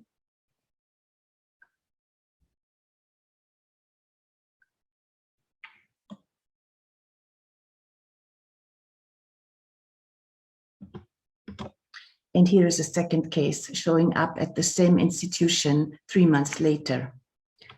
Also not published, and I know of a third one at my former site, very close in time to those two. So this makes me fearing Barrett carcinoma after sleeve gastrectomy. And as we know exactly, there are publications on Barrett after sleeve gastrectomy from the Italian group around Genko, from the Austrian group around Felsenreich and Praga and others. And they describe the development of Barrett epithelium around 13 to 17%. There was a big criticism because they did not show up, they did not present the class of Barrett development, which is this. There are Barretts without neoplasia, with low-grade neoplasia, and with high-grade neoplasia. But what we know exactly that with time and reflux, squamous cell epithelium of the esophagus will develop Barrett. And if you look in the lower row here down, you can see how much increasing is the relative risk of development of esophageal adenocarcinoma. So this is the reason why last year there came out the IFSO position statement on the role of esophagogastroduodenal endoscopy prior, but also after bariatric metabolic surgery procedures. And I took out the numbers they have published, the procedure numbers only in 2017. There were nearly 200,000 Roux-en-Ys, there were nearly 350,000 sleeve gastrectomies, and more than 30,000 OAGBs. And if you take the numbers given before and you calculate on this, you will see that more than 200,000 of those patients only from 2017 will develop reflux as worst case scenario with a percentage of 58%. And of those, 30,000 will develop a Barrett. And suppose there's none of them has a dysplasia. Even then, we have to calculate with 150 developments of a carcinoma. What did they state in this position statement? They stated that after Roux-en-Y, there is a clear correlation between symptoms and pathology. But this statement is done in the lack of data of asymptomatic patients. And I think it's our responsibility to create those data. It's our responsibility.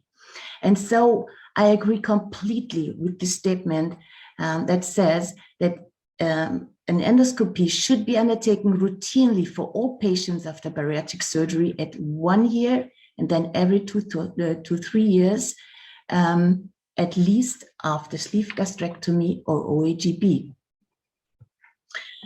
The reason for that is to enable early detection of Barrett's esophagus. This means they do not speak, and I do not speak from something else than development of the carcinoma. And so let me conclude with Winston Churchill, who said, however beautiful the tragedy, you should occasionally look for the results. And this is why, yes, endoscopic surveillance must be routine practice after bariatric surgery. Thank you so much. Thank you, Christine. That was really very insightful. So our next speaker is going to be Mr. Cheruvu. Hi, can I share my screen? Yes, of course. Yeah? Yep. I just wonder if I can share my screen. How do I do that?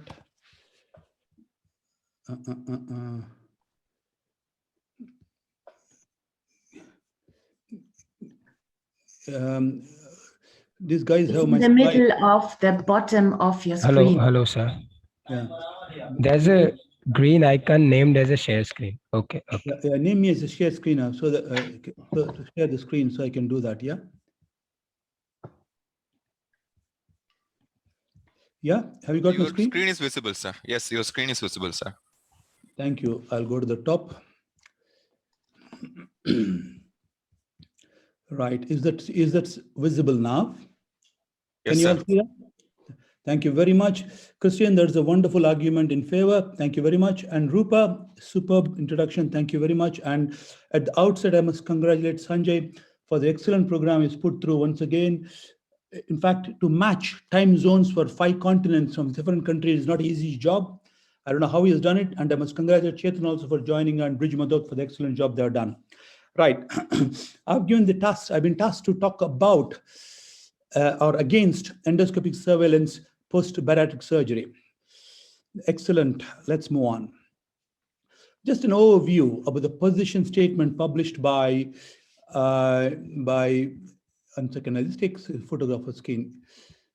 Okay, published by IFSO earlier this year. There were 833,000 operations. As surgeons, as Christine was saying, we should do the best for our patients. We all want to do our best for our patients. Patients' well-being is in our heart. In an ideal world, what is the best practice? Follow the best guidelines. However, in reality, the health planners or the finances, people who look at the finances, want to look at the cost effectiveness, the logistics, the waiting list, and affordability. Having been a member of the NICE committee in the past, I can say that this is very critically reviewed. So we need to have the evidence to argue that we need this. Sorry, where's this? Okay. Looking at the majority of the operations which we do, gastric bypass, sleeve gastrectomy, adjustable band, and one-anastomosis gastric bypass, looking at all the data available from this, there's no tangible evidence from well-designed trials that is beneficial or should be done.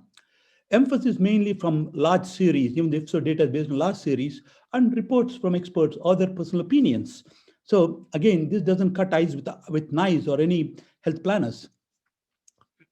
Let's look at it in detail in the next few minutes. Should we look at endoscopic surgery in all post-op bariatric surgery patients? How do we do that? We look at the complications which the patients present with or symptoms, the costs. Is it good value for money? Long waiting lists, logistic problems, and the technical issues of endoscopy reporting and the complications of endoscopy. And all has to be evidence-based. Let's go back over a decade. In 2008, when they looked at a pre-op endoscopic screening of patients who are going for gastric bypass, interestingly, the yield of symptoms very low, and despite which there's hardly any change in the management plan. 98 to 98% went at surgery. There's hardly 1% change in the management plan. Although I would favor personally a preoperative endoscopic screening because we do that for instance fundoplication, we don't do for bariatric surgery. My question to Christine and other people are, why is it not universally followed? Why is it not adopted? Why is it not done preoperatively? Why do you talk about postoperatively when you can't fund preoperative endoscopy?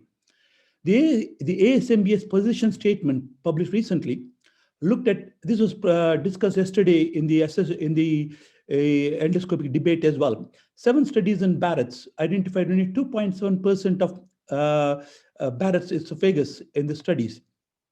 And why should we submit 97% patients to a screening endoscopy where there's no value at all? We know that the complications of bariatric surgery are very minimal from this study from 40,000 patients in NBSR, that is the British data, and it's similar all around the world. We are proud of it. Now, Christine mentioned about the IFSO statement. Yes, I read that. They recommend, and the same group headed by Wendy Brown is in charge of that, and she and a team from the Australia, New Zealand Metabolic and Obese Surgical Society addressed to assess the IFSO recommendations are valuable, are tangible, are right. So they looked at 11 studies of 1,800 patients who underwent post-operative endoscopy. A reduction of pathology was noted in 1 study. In 2 studies, symptomatic patients were endoscoped to find to have complications in 3 studies. That is symptomatic. increase in esophagitis in one study, improvement in esophagitis in one study, and variable Barrett's in 3 studies. Above all, the important factor is very few cases of esophageal adenocarcinoma were seen after sleeve gastrectomy in literature. Obviously, Christine was saying 2 are unreported. Yes, they're unreported. Unless the reports come through, the evidence is available, we can't fight the battle. So the Australia New Zealand Metabolic Surgical Society concluded that if so, recommendations have limited applicability by the strength of evidence given. The routine use of post-sleeve and MGB endoscopy would be a burden both on private and public sector in Australia and New Zealand. Subjecting to patients anesthetic procedure increase the risk, so they have not accepted and they won't take it up. So that is one of the respectable societies in bariatric surgery in the world. Now, the biggest problem is the self-funded patients. We know majority of patients in some countries only self-funded and some countries are partially funded. And follow-up is not funded either. Look at Peter Small presented this data yesterday, where almost over 50% were privately funded. My biggest concern is the cost implications. Patients even do not attend for follow-up when they have to pay for it. Little nutritional checks, follow blood tests hardly done. And unfortunately, the GPs have no understanding or support with the increasing constraint in the funding. There's a huge problem. And above all, the biggest storm you're going to face is the medical tourism. People go out of the country, come back, have an operation, no follow-up, no dietary checks, nothing. And how are you going to convince them to go have an endoscopy and pay from the pocket because it's pretty expensive? Looking at the waiting time, this is a snapshot of endoscopic waiting times. Before COVID, it's about 11.3% in England was waiting, in UK, waiting for endoscopy, which is a target of within 6 weeks. They should be done within 6 weeks. They were more than 6 weeks in 11.3% in 2019. In 2020, it increased by 5%, 5 times, 60%. The standard in British practice or UK practice, it should be under 1 person should wait for more than 6 weeks. However, as you can say, 60 times more are waiting. In the given scenario where there are genuine, relevant patients, symptomatic patients are waiting for more than 6 weeks or 60 times patients are waiting, it'd be hard bargain to sell that we want endoscopy for post-op bariatric surgery because it's not evidence-based and NICE will throw it out. Gu and his team had a systematic review analysis of 6,000 patients, and they clearly said there's no correlation between patient symptoms preoperatively and endoscopy findings, not sure whether endoscopic reflux happened before or after surgery, and significant symptomatic improvement both after sleeve and the bypass were noted in a large number of patients, and the de novo reflux was seen in 9.3% of patients. Of course, this is variable, argued from Genco study and other studies, but again, is not evidence-based. Endoscopic reporting is another big problem. It's so variable. Endoscopy is done mainly by physicians. Christine is a clever lady. She understands anatomy. Most of the endoscopies do not understand the anatomy of the stomach post-bypass or sleeve or after any of the major procedures. And some of them confess they're very uncomfortable with the anatomy variations. Errors in reporting is well known. I've seen people reporting saying normal stomach and duodenum after gastric bypass, and I'm sure you would all have seen it. So that's a concern.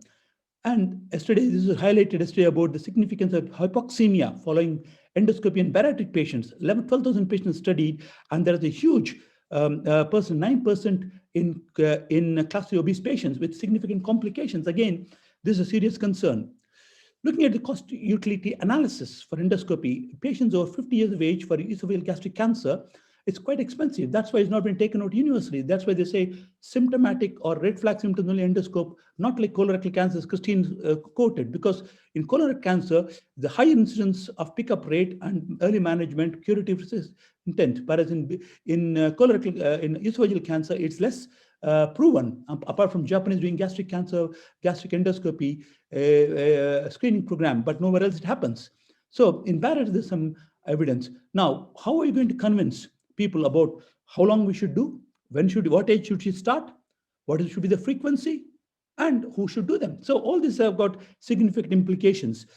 And there's proven benefit for Barrett's. So if somebody has a Barrett, why not we do them preoperatively endoscopy pickup and follow up them, put them in the Barrett training program rather than screening everybody for post-op Barrett's identification. It's very expensive, 1,300 pounds NHS. Privately, it's a couple of £1,000 in UK. I'm pretty sure it's quite expensive elsewhere. So in summary, ladies and gentlemen, My argument is it is not favorable. It's not value for money. It's like wanting the moon. Everybody wants it, but you can't get it. The complications are low. Patients with complications do present with symptoms. The costs are prohibitive. It's not good value for money, as the Australians have shown it. The Australian New Metabolic Society has shown it. The long waiting times, as I've shown the NHS waiting times in Britain, and the public funded, you can never get it under public funding. It's not easy unless French people can do it.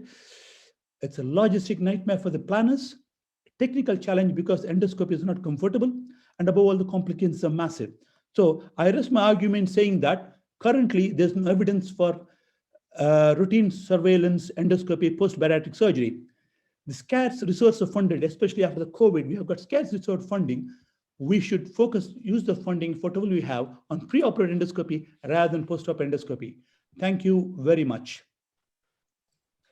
Thank you very much, Mr. Cheruvu. That was very insightful presentation again. So we've had two very good and interesting presentations now, and I'm sure that the debate will generate further discussion and further debate about how and what we implement in our own practices and as individuals as well as locally. I think I agree with you, Mr. Cheruvu, that financial burden is a big problem in the NHS at the moment, and I'm sure it's the same issue all across the world. So would you both agree, in fact, at this point, that I think what we need is probably start a multi-center trial to get better idea into what actually is the incident, because all the data we have are kind of large case series. We don't have a randomized controlled trial. We don't have a good quality evidence that will point us one way or other. So would you agree that there is a need for a multi-central trial at this in this particular situation? Maybe I can start. I'm sorry, I cannot start my camera. I don't know why, but there is an urgent need to collect data. Yes, and this would be multicentric, would be very good, of course, but we need data. We cannot create evidence without collected data. We need data. That's true. Yeah, I certainly agree. This is what the Australian New Zealand Metabolic Society said. We need hard data to convince. Having sat on the NICE committee in the past, I can tell you once, everything is data driven. Financially, you have to prove the value for it to get any support or funding, especially in the public sector. Private sector, forget it. People don't even come for follow-up. How are you going to convince them endoscopy, pay for another couple of £1,000 for endoscopy? And how long? Fair. So unless we have hard data, evidence, so there's a benefit. In fact, my view would be other way around. I would say, let's fight for preoperative endoscopy. For example, to do a Nissen, we always do an endoscopy. It's a standard practice to do an endoscopy before you do operate on fundoplication. I don't do Nissen, they do two-phase anyhow. Even there, everybody gets an endoscopy. Why is it we as Bariatric Surgery Society not fighting to get an endoscopy preoperatively? Why are you thinking about postoperatively? We should first consider preoperative endoscopy to be standardized across to identify them. And if you pick up a Barrett's patient, they should be followed up postoperatively, or it goes into Barrett surveillance wherever this exists. So I would turn the coin around. I would say, let's fight for preoperative endoscopy, standardize it as a practice. And then while doing that, we can collect data for postoperative surveillance as you go by. Thank you. Yeah, dear Dr. Cheruvu, I'm so sorry that you cannot see my smile. I think preoperative endoscopy is obligatory. No doubt about that. Absolutely. Of course, you never would do yeah, no, I can't. It does not work. I tried. Of course, you never would do an operation on an achalasia or something without having endoscoped the patient before. You never would do any upper GI surgery without endoscopy prior to the procedure. There is absolutely no question that this is obligatory. I don't know why this has to be discussed anymore. The problem is it is not being practiced. Christine. That is the problem I have. The problem is I've always been arguing for a preoperative endoscopy. We have huge waiting time. For example, I work in Britain, in UK, and there's a huge waiting time for endoscopy, and it's difficult to get endoscopy system for preoperatively. That's why I'm more keen that we look at preoperative endoscopy. I don't know what happens in Germany, but across the world, I don't think we have several countries, any country where there's obligatory to have an endoscopy preoperatively. Yes. I would like to learn that. I will fight with you. No question. This is obligatory. Yeah, absolutely. We are friends now. Yes. May I tell you something? Yeah. Right. This is Professor Ozmen from Turkey, and I have to say that in Turkey, it's obligatory to have the preoperative endoscopy. You cannot go ahead and operate on any patient with the obesity without having endoscopy results. Otherwise, you will have trouble with the courts. And logically, it is always better to know what is going inside before you do any operation. And there are cases with the gastric cancers, there are cases with the other problems. So I believe as an endoscopist and the bariatric surgeon, it shouldn't be difficult to do endoscopy on your patient. Problem in UK and the problem with NHS shouldn't make you to change the logical rules for your patient. Can I ask you a question, Dr. Ozmen, if you don't mind? Of course. I won't be cheeky, but I'll be honest. Right. Do you practice endoscopy on your private patients in Turkey? You're publicly fine. Do you practice endoscopy on your patients in privately funded patients in Turkey? Yes, of course. I'm running a private hospital. I do have my all cases in that hospital, and nobody in my hospital can go ahead and do bariatric surgery without having preoperative endoscopy. This is unacceptable. Yeah, can I pick you on that now? And also in the government hospital, everybody has to do endoscopy as well. Yeah, the reason I say that Chandra, sorry. Recently we had 2 patients from Turkey operated privately. They've flown from England, come back and admit to hospital with complications. And they just had an operation, returned after 3 days. No endoscopy, nothing done. So it is not, I don't think you're got. This is a bad example. I know, I'm just saying, because the Turkey. I really apologize. I'm going to have to interrupt. We're running way out of time, so I'm just going to hand you back to Bridge so we can start the next session. Thank you very much, Bridge. And thank you both. Thank you all. Thank you all. Thank you, Rupa. Thank you, Rich. Rupa, thank you so much. Chandra and Christine, it was a really exciting discussion, and I can see we can probably carry on this discussion for the whole afternoon. But I'm again really sorry to interrupt you. If I can please introduce the next chair, who I don't think needs any introduction. Mr. Richard Welbond, it's a pleasure and honor to have him with us today. I'm sure he's familiar to anybody doing bariatric surgery worldwide. But I'll try to introduce him. So Mr. Welbourn is part of a 5-surgeon bariatric unit in Musgrove Hospital in Taunton in UK. And he has made the first international center of excellence for bariatric surgery of the US Surgical Review Corporation. He's a lead surgeon for the bi-band sleeve randomized control trial, which is due to report in a couple of years' time. He's also the past president for BOMS and also past chair for the UK National Bariatric Surgery Registry. His other roles include panel member for the NICE guidelines, which we all follow in the UK. He's also RCS commissioning guidance member of the committee for the bariatric MDD clinics. And more importantly, he brought the IFSO World Congress to London in 2017, and he was the president. And I can go on and on with his achievements, but I would stop here and give the stage to Richard. Richard, thank you so much. Rajesh, thank you very much for the kind invitation, and I hope you can hear me. And thank you to Sanjay and the organisers. It's a fantastic congress, and I thoroughly enjoyed the discussion this morning. So we're slightly behind time, so we've got 2 fantastic talks coming up now. We're going to talk about the optimal limb lengths for the 2 different types of gastric bypass, the OAGB and the RYGB. And to deliver these talks, we have 2 excellent speakers. The first is Professor Mahir Ozmen, who we just heard speak a few minutes ago. He graduated from Ankara Medical School in Turkey. He trained in Southampton as well, getting a Master of Surgery degree there. He became an Associate Professor of Surgery and a full professor in 2010. And among other roles, he is the president of the Turkish Society for Bariatric Surgery and the vice president of the Turkish Surgical Society. So Mahir, we're very much looking forward to hearing what you have to say. The session is 30 minutes. So if we have, say, 12 minutes each, and then we have a little bit of discussion at the end. We look forward to hearing what you say. Thank you. Thank you for the invitation and thank you for the presentation, Richard. And I'd like to thank Richard, Brij, and Chetan Parmar, my friend, Kemal and Sanjay for the invitation. Let me share my screen and I will try to share our experience on the optimal limb length for the one-anastomosis gastric bypass. Can you see my screen now? Yes? Yes.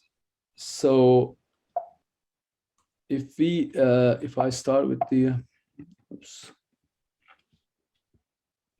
So initially a transverse gastric pouch was created and loop gastroenterostomy line was high in the upper abdomen, which was introduced by Mason and Ito in 1967.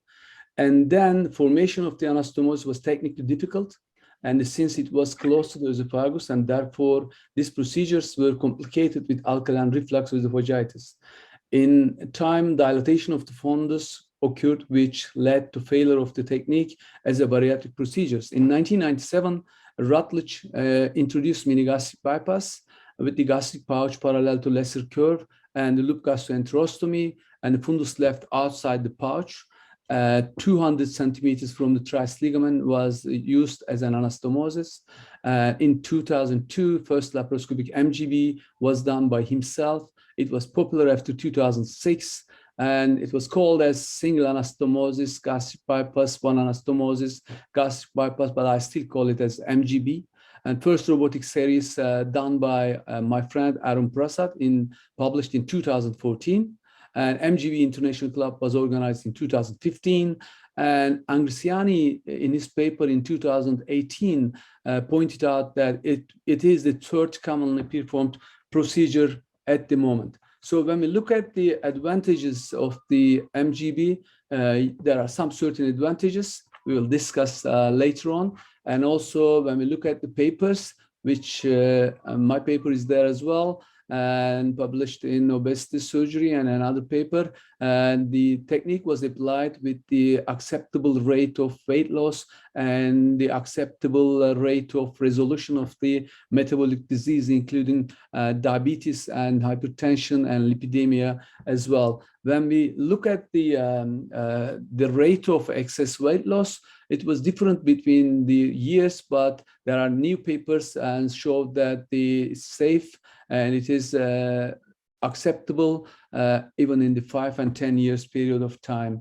And Mahavar published the results with the MGB, and new paper came later on, and he did 30-day mortality is around 0%, and the complication is around 0 to 10, and leakage rate is around less than 1%, and malnutrition was on that time, it was 0.06% on the series. And now we also published the results of the MGB, and in 2014, BOMS accepted MGB and introduced as routine bariatric surgical procedure in the surgical practice in the UK as well. So when you look at the physiology behind the one anastomosis gastric bypass, is excluding a part of the jejunum from contact with elements probably is the most important step of MGB, as it leads to several enterohormonal effects, as well as to moderate malabsorption of fat, carbohydrates, and proteins. These two mechanisms, in combination with a rather mild restriction created by the very long and narrow gastric pouch, the length of the pouch is changed during the time period, are responsible for the excellent results of the procedures. When we look at the physiology, again, only little is known about the physiological consequences regarding the fact that MGB, diluted alkaline bowel juices, are partially drained into the gastric pouch, which is elevating the gastric pH, and the protein digestive effect of the gastric acid and the pepsin may be diminished, which could be another reason for the stronger malabsorptive effect of the MGB in comparison to Roux-en-Y gastric bypass. So this finding is not well proven by the humans, but we can say that the bypass construction with the one gastrointestinal anastomosis might itself have effects different than constructing the Roux-limb during Roux-en-Y gastric bypass. Besides this, a Roux-limb in Y-shaped bypass construction reacts differently towards pre-digested food than the afferent limb in the MGB, where the food is instantly mixed and diluted with the biliary and the pancreatic juices. So this means that we cannot simply equalize the biliopancreatic limb in MGB with the arithmetic sum of the biliopancreatic limb and the alimentary limb in Roux-en-Y gastric bypass. When you look at the Roux-en-Y gastric bypass, there's a standard Roux-en-Y gastric bypass and there's a long limb Roux-en-Y gastric bypass. And also when you look at the literature, you will see that two different kinds of this Roux-en-Y gastric bypass. Type 1 is Sugarman and type 2 is Brolin. I'm sure my friend Abdelrahman is going to go through all of them, but I have to say that both of them are effective and satisfactory in the weight loss, and also reversal of them due to non-compliance is also published in the literature. When we look at the standard biliopancreatic limb length in the Roux-limb and the MGB, and we can say that the absence of the Roux-limb in the MGB creates a different physiological and the enterohormonal consequences than Roux-en-Y gastric bypass and other procedure like biliopancreatic diversion. So respecting this difference, one must be extremely careful by transferring the results with these procedures towards recommendations how MGB should be performed. So trying to convert the inconclusive findings with other types of gastric bypass procedures toward MGB, we could suggest that about 200 centimeters of biliopancreatic limb length in patients with less than 50 BMI should be both effective and safe. So when we look at the biliopancreatic limb length, why does MGB show better metabolic controls as compared to others? So all this is actually coming from a longer biliary limb in MGB, which brings more power to MGB in terms of metabolic control at the cost of no more complications due to similar common channel. When you look at the bowel length paper, which was published by Takino in 2015, he measured whole length of the bowel during surgery, and he compared the previously published papers and concluded that the rate of bowel length is actually total length is different between the patient, and the short bowel syndrome can be the consequences of the intestinal resection large enough to induce nutritional disorder.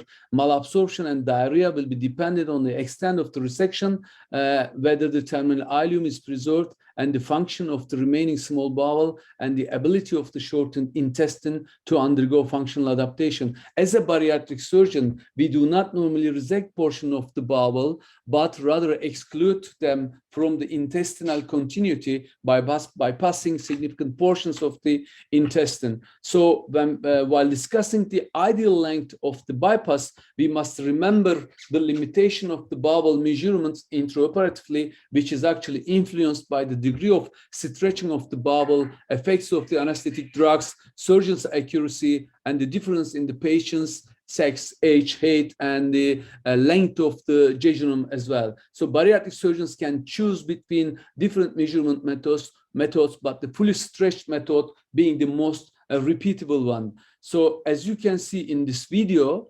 one from robotic surgery and the other one from the laparoscopic surgery, different surgeon, different technique, and measuring the bowel length might affect your result. As you can see here, sometimes it might be quite difficult to do whole length measurement of the bowel during laparoscopic surgery. And if you don't have a proper robot, if you are using SI, you have to change your position to complete the bowel measurement.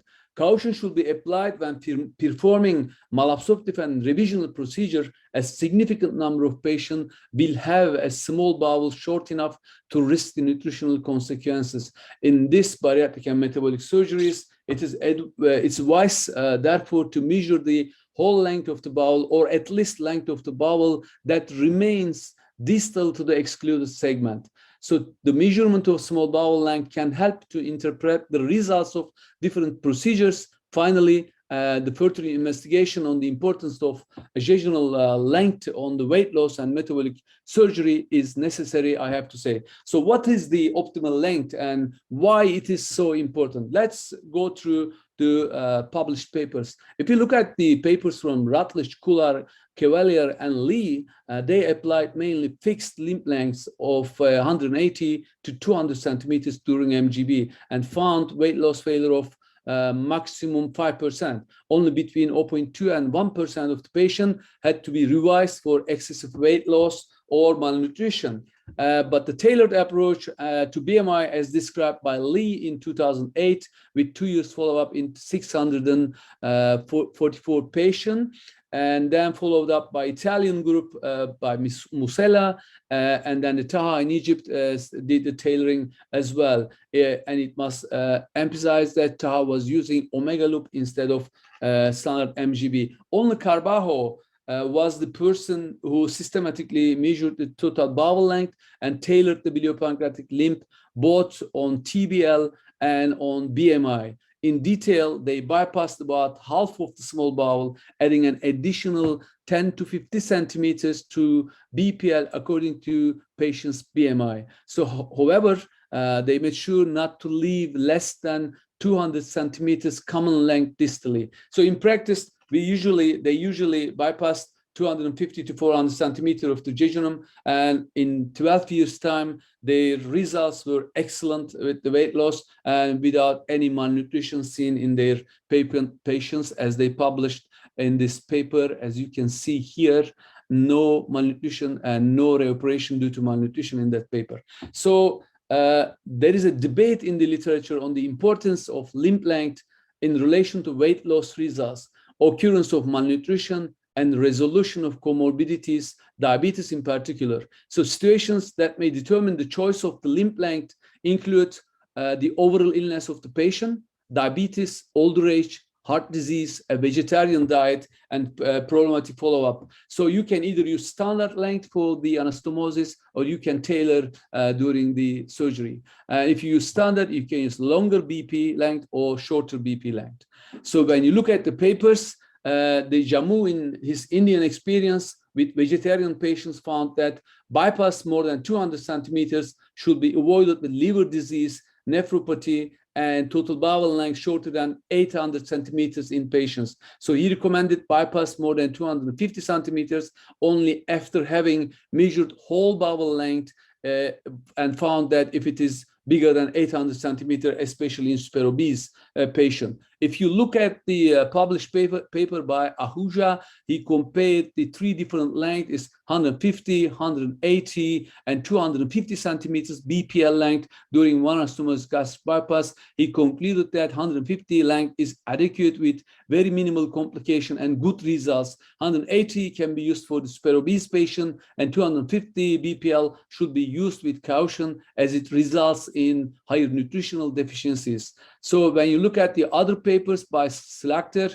who also used 150, 180, and 200 centimeters, and came to the same conclusion that 150 to 180 is going to be good enough to get the same weight loss effect and without any compromise on the patient's nutrition. So another paper by Pisa looking for the comparison of 150, 180, and over 250. He also concluded that 150 to 180 is good enough for the good results as compared the longer than 200 centimeters. So when you look at the another paper by Komai, he's using the tailored BPL length in his study, and following the verification of a common channel length axial or longer the 250, they used to point about 40% of the total small bowel length distant to the ligament of Treis for the anastomosis. And they concluded that 200 centimeter BPL length is actually associated with less nutritional deficiencies, but similar weight loss in patients. So limb length, according to BMI, also tailored in a tailoring approach by Gerhard Prager's group, and paper published by Julia Gidamzik, and they used 150 for BMI less than 40, 200 centimeter to 40 to 45, and 250 over 45. And they concluded that 150 to 250 is safe, and you can get the same amount of weight loss without any nutritional deficiencies. In conclusion, the results of this demonstrate that preserving a common channel of no less than 400 centimeter by measuring the whole length of the small bowel is important in designing a gastric pouch with the extended BP limb. When we try to maximize the antimetabolic effect of the gastric bypass, we can minimize the risk of malnutrition by preserving enough common limb length during one-anastomosis gastric bypass. So if you look at another paper, which is peculiar, coming from the Carbajo's group, and they have a peculiar measurement and calculation of ratio between common length to total bowel length. If it is bigger than 0.4, it is safe and effective, and you will be doing more than 250 centimeters of the common length. When you look at the papers since 2017 by my friend Kemal Mahavar, he says that it is not wise to do 250 or 200 in patient. When he looked at the literature, he concluded that 180 to 150 length is good enough to find the better results, and same results obtained by others. And the Rudolf Weiner's group published the complication and reversal to anatomy due to strong malnutrition after mini gastric bypass, and they concluded that BPL length should be around 215, and common channel and should not be less than 280 centimeters in all cases for the safe anastomosis. And also these are the papers coming now showing the liver failure and severe fatal malnutrition after the mini gastric bypass. And this was the only patient who had the post-mortem autopsy studies, which show that the total bowel length was 300 centimeters only, and the patient anastomosis was only 200 centimeters, which was obviously resulted in deadly malnutrition. So when you look at the other papers coming from the liver-related morbidity after bariatric surgery, and the case studies by Illinger, and they found that the increased length of the BPL results in more complication. So Mahavar asked the question after this paper, saying that one-anastomosis gastric bypass is almost exclusively seen with longer than standard limb lengths with the liver dysfunction. So then another study came to compare 200 centimeter to 100 centimeter, and 2 years follow-up showed that 100 centimeter limb length is actually resulted in axial weight loss, and the minimum nutritional deficiencies in the follow-up, even in the group of the BMI more than 50 as compared to BMI less than 50. And then Mahavar concluded that biliopancreatic limb more than 150 during MGB is actually ill-advised. And another study in Liagra published after this one, including patients who had 150 centimeter BPL length during one-anastomosis gastric bypass with 8-year follow-up, and they concluded that 150 centimeter is good enough to achieve successful weight loss and safe nutritional parameters after even 8 years' time. And they concluded that during the one-anastomosis gastric bypass, 150 is the choice of the BPL for the procedure. And Now, Mahir published another editorial saying that we should now study biliopancreatic limb of 100 centimeters for one-anastomosis gastric bypass. I don't think we are going to go up to that point, but why not? We should start doing a study to compare 150 to 100 centimeters. Thank you very much for your patience and for giving me this opportunity. Here, thank you very much. That's tour de force of a presentation. We're running slightly behind time, so if I may, I'll just ask you one very brief question. How do you measure your limb lengths, and do you think it's possible to standardize this? Because that's the great unknown, isn't it, in all these presentations and publications we're seeing? Actually, there is no way to standardize it. There are some techniques that IT imaging, CT scan, new technique to measure the whole length of the small bowel before the procedure, but I believe it will take time to be used in general. During the procedure, I just stretch the bowel and count the bowel distally from the place where I choose for the anastomosis, and I always make sure that there is more length available from my point of anastomosis to ileocecal valve. Excellent, thank you, Mahir. Well, I'm sure we'll come back to that, and maybe Abdelrahman will want to address that in his talk. We're going to go straight on now to Dr. Abdelrahman Nimeri, who's very well known to all of us. He's had great roles with IFSO as he's run the communications committee for several years. He's an associate editor for Obesity Surgery Journal, and he's associate professor in the Carolinas Bariatric Fellowship Program, and he's been there since 2008. He's also past president of MENAC, the Middle East North American chapter of IFSO. So Abdelrahman, we're very much looking forward to your telling us what the optimal limb length should be for the Roux-en-Y version of the gastric bypass. Thank you. Thank you, Richard, for the kind introduction. I hope you can hear me. I also want to thank Bridge, Chetan, Kamal, and Sanjay, and thank Ozmen for sharing this debate with me. So this is my disclosure slide. It has no relevance to the presentation, except that one-anastomosis gastric bypass, I've done one procedure only based on a patient request. So most of my surgeries are Roux-en-Y or sleeve gastrectomy revisions. So I'm going to talk to you about 4 specific points. Is the Roux limb important for weight loss? Is the BP limb important for weight loss? And try to cover whether you can make the BP limb too long. And then I'll spend the most part trying to emphasize the total alimentary limb length in gastric bypass surgery in general, whether Roux-en-Y or one-anastomosis. I think the biggest assumption we make when we make a gastric bypass, whether one-anastomosis, whether Roux-en-Y, is the length of the small bowel.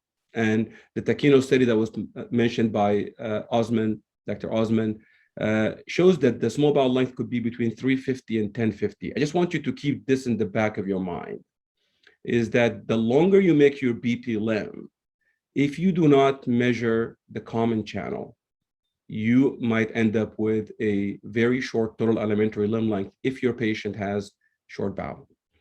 The second thing is you need to notice that Roux-en-Y gastric bypass, BPD and DS, are all forms of Roux-en-Y gastric bypass, meaning they have a Roux limb and a common channel, so the total alimentary limb length is different than looped procedures. And if you notice in the bottom, the total alimentary limb length in Roux-en-Y gastric bypass, depending on the bowel length, is between 300 and 10 meters, while it's constant in BPD and DS, 250 and 250. But also the gastric pouch size is different. So it's not only about the limb length, it's also about the gastric pouch size. The second thing is Roux-en-Y gastric bypass and one-anastomosis gastric bypass have nothing in common except the name gastric bypass. Their pouch size is different, and their total alimentary limb length is very variable. In Roux-en-Y, it could be 300, it could be 10 meters. In one-anastomosis, it could be 150, it could be 850. That is the reason why you have patients with liver failure and death after one-anastomosis if you don't measure the common channel, but not after Roux-en-Y if you don't measure the common channel. The third thing is If you do a looped procedure, you need to measure from the ileocecal valve or measure the entire bowel. This is a very important principle that we'll talk about today. So is the rule important? Very quickly, spoiler alert, no. So Bob Brolin looked at this years ago in 1992, randomized trial, compared short and long rule-limb, no difference. A group from New York did the same thing, comparing short and long rule-limb in EA anastomosis at 1 year, no difference. And the most important study, the study I showed you just a second ago, was less than 50 BMI. And the most important study, I think, the study from Norway, looking at BMI 50 to 60, doing a rule-limb of 150 versus a common channel of 150. And what they showed was that the weight loss was the same up to 2 years, but the adverse events were higher. And I think what's most interesting to look at is that the rate of liver failure, protein calorie malnutrition was higher when the common channel was very, very short. Now, there's been a recent study from the group in the Netherlands looking at the total elementary limb length, their 1 year results and their 3 year results. So what they did is comparing a rule limb of 150 to a common channel of 150, very similar to the study I showed you from Norway. And at 1 year, there was no difference, but they found more weight loss, albeit very small, 3% total weight loss different with the long rule limb. So it appears that the rule limb is not where you need to focus your attention, and we don't make the rule limb more than 100 centimeters. How about the BP limb? So the first study was done again from Norway and Iceland in 2014, comparing a 200 centimeter BP limb to a 60 BP limb, randomized trial, 187 patients, 85% follow-up at 5 years. And again, when they measured the bowel length was between 420 and 870. So again, your assumption about the bowel length is the most important thing. What they found was the longer the BP limb, the better weight loss in obese and super obese patients, but the longer the BP limb, the more nutritional deficiencies. So this is a very, very important principle. As you make the BP limb longer, your micronutrient deficiency rate is higher. Frits Berends published 2 studies, one in primary, one in revisional, Roux-en-Y gastric bypass. In both studies, they randomized 146 patients to a BP limb of 150 versus a rule limb of 75, or the reverse, BP limb of 75 to a rule limb of 150. And in both studies, they showed that the BP limb that's longer has better weight loss, although in the primary cases, they had some loss for follow-up. So their improvement did not maintain over time. So this is the primary study, and this is their revisional study, converting bands to a short BP limb or bands to a long BP limb. The only contradictory study I could find that's a randomized study in the literature is this study by Rui Tovar, comparing a BP limb of 70 to a BP limb of 120, and they found no difference in weight loss. Not making any assumptions, but I found 2 retracted randomized controlled trials from the same first author. So take that trial with a grain of salt. So systematic review, looking at the entire literature, it seems like the longer the BP limb in Roux-en-Y gastric bypass, the better the weight loss. So the length of the BP limb does make a difference. How does it make that difference? The short answer is we don't know. But this study, small study, might try to kind of explain how it works. So this is a study comparing a short series of sleeve gastrectomy with a Roux-en-Y with a BP limb between 100 to 150, and a one-anastomosis, a BP limb between 200 and 250. And they measured serum bile acids in all patients. And what they did is they compared in the top change in BMI, top left, change in insulin resistance, top right, and change in hemoglobin A1C at the bottom. And it was all the least in sleeve gastrectomy, the most in one-anastomosis gastric bypass. So correlating with no BP limb, an intermediate BP limb, and the longest BP limb. But the level of systemic bile acids had a very similar correlation on the day of surgery, at 4 days, and 3 months later. So it seems like the longer the BP limb you make, it's not only about the fact that nutrients and bile meet the L cells at the ileum in terms of the Hind-gut theory, but it seems also that the level of systemic bile acids is higher. Can you make the BP limb too long? Absolutely.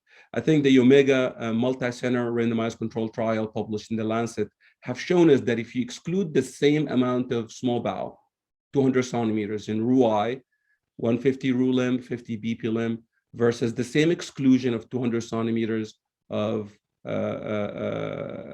in one-anastomosis gastric bypass, the rate of nutritional deficiency is different. And it's because of the same thing I told you earlier, is that the Roux limb has a protective effect because it can absorb protein and carbohydrates. Again, a study from the ICUs looking at patients who were admitted with nutritional deficiencies, and 60% of them were patients after one-anastomosis gastric bypass.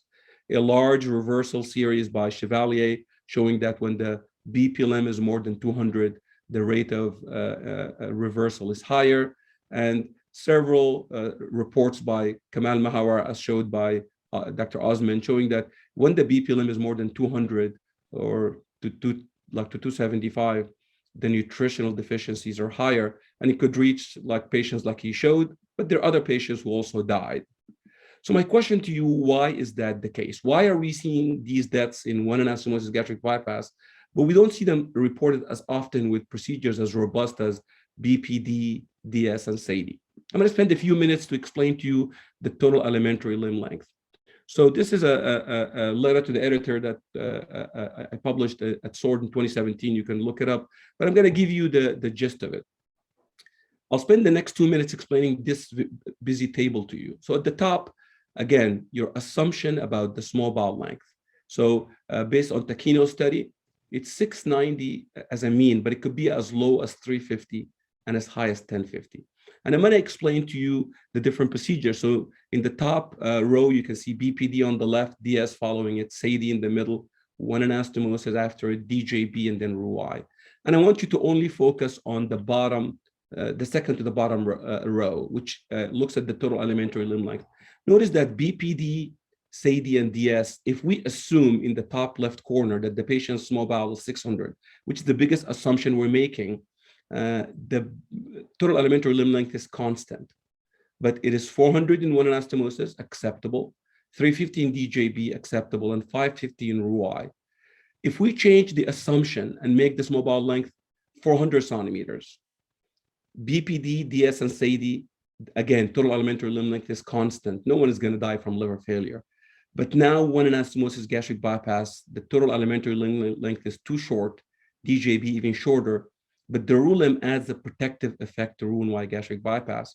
And if we change the assumption to 800 centimeters, again, we didn't say 10 meters, only 800 centimeters, BPD, DS, and SADI are constant. One-anastomosis is now 600, maybe weight regain. DJB is 750, and Roux-en-Y is definitely, this patient might regain weight. So before you blame the next patient who regains weight or develops nutritional deficiency on what they do, look at their small bowel length first. It's not only the size of the pouch, it's not only the anastomosis. And again, once you do a looped procedure, you need to measure from the ileocecal valve because you need to know the small bowel length. Finally, can you distalize Roux-en-Y gastric bypass safely? Again, type 1, type 2 distalization mentioned by Dr. Ozmen. Type 1 is by Harvey Sugarman. Type 2 is by Bob Brolin.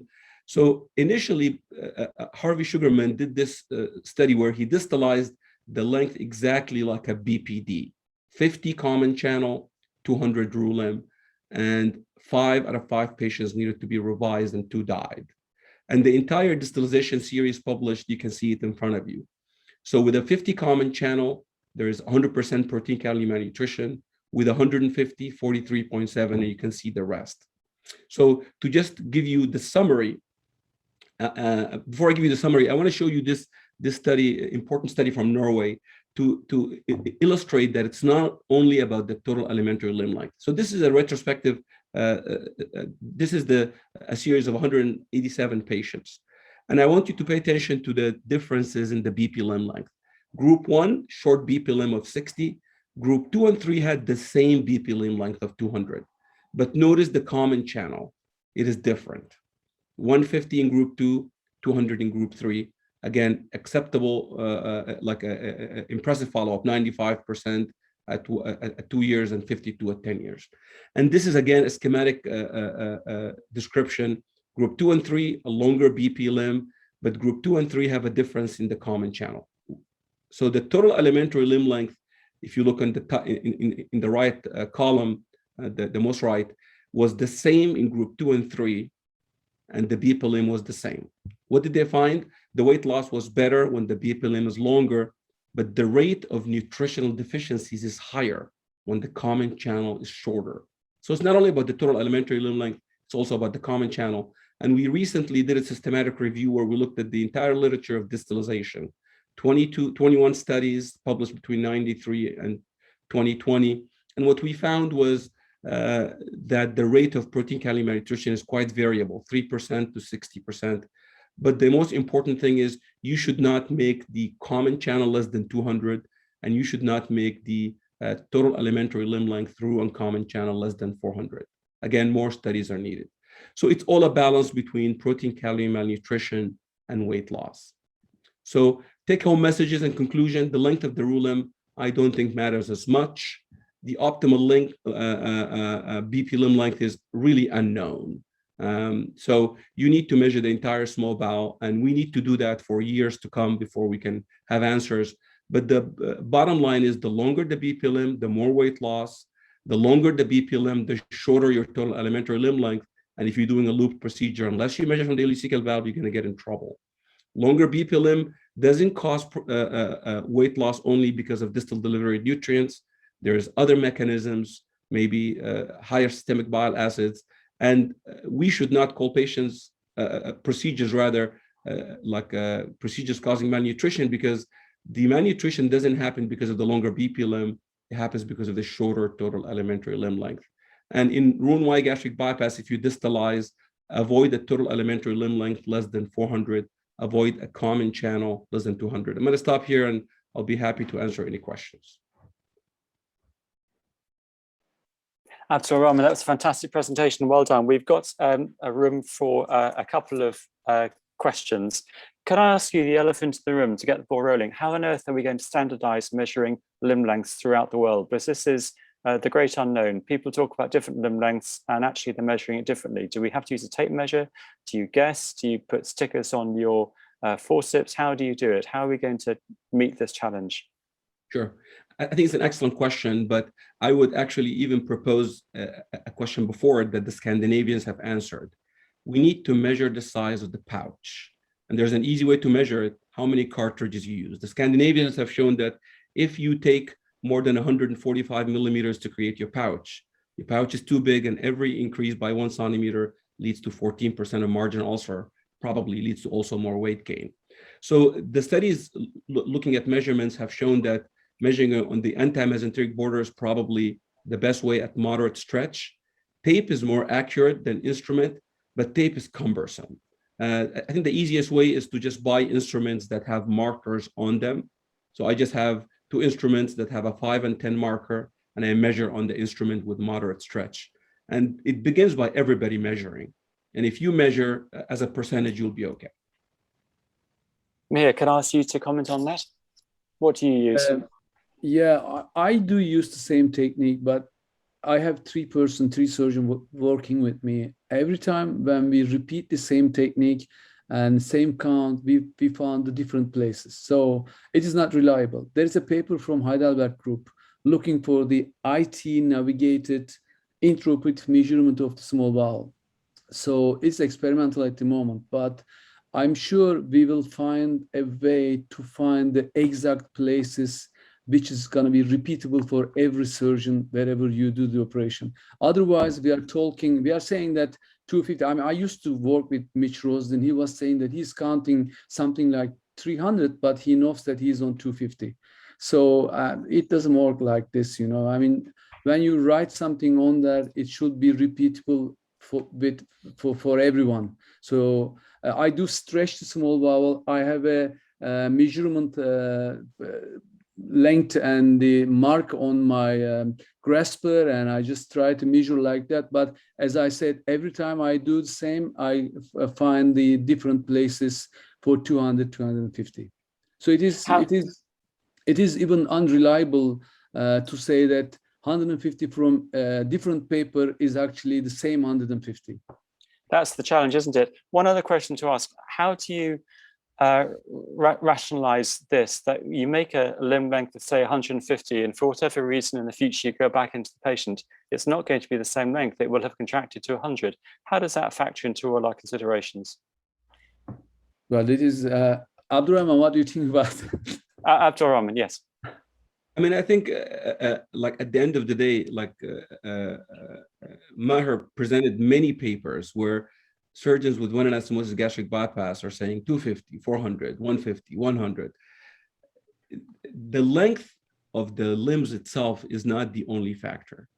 So the pouch makes a difference. So the importance of the length only becomes important if you are making the BP limb very long and you're not measuring the common channel because of the assumption of the small bowel length. So in my opinion, the reason Roux-en-Y gastric bypass surgeons have not measured the bowel, have only made a shorter BP limb and never got in trouble for 50 years, is because as long as the BP limb length is short, there's no problem.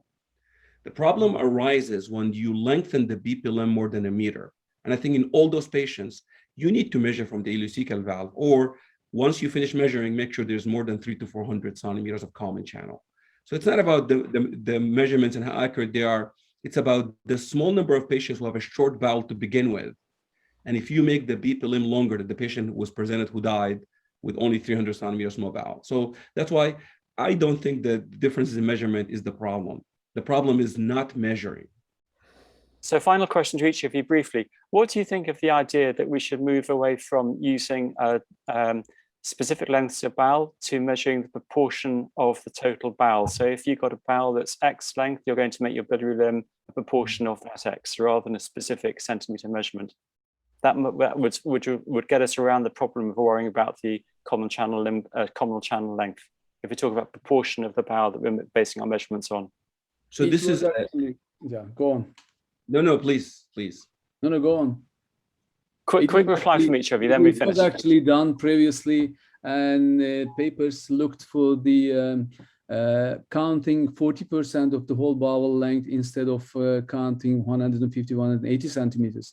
The other way to do this is when you decided to do your anastomosis on 200 centimeters from the tries, you have to make sure that there is more than 200 centimeters left till ileocecal valve. So what I do is, if you are not going to count whole bowel till ileocecal valve, at least you should count more than the place that you are going to do your anastomosis. So if it's going to be 200, you should count 300 to the distally. It doesn't matter how long is left over till ileocecal valve.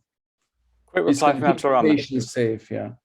A short answer is yes. I think percentages is probably better than just numbers. Yeah. Excellent. Well, thank you, colleagues. That's been an excellent presentation. A lot of data. I've enjoyed it hugely. We're slightly over time, so I'm going to hand you back to Sanjay, Chetan, Bridge, and the colleagues. And it's been a great session. Thank you very much indeed. Thank you for your presentation. Thank you.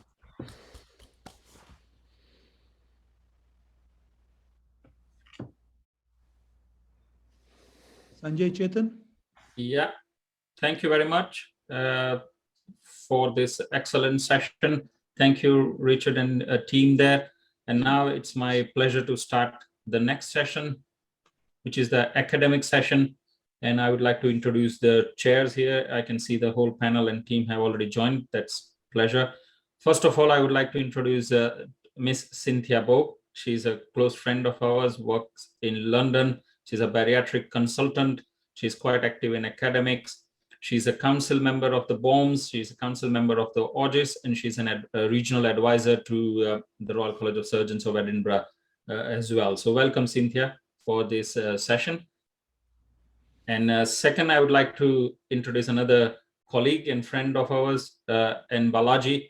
He's a bariatric consultant surgeon at Stoke-on-Trent, active in academics, special interest in GERD and esophageal diseases. He is again council member of BBUGS, which is part of OAGS. He is also leading in the National Hiatal Surgery Registry. So welcome, Balaji, as well. And now Cynthia and Balaji, the Zoom screen is all yours. Thank you very much, Chetan. Thank you, Cynthia, for joining us together again.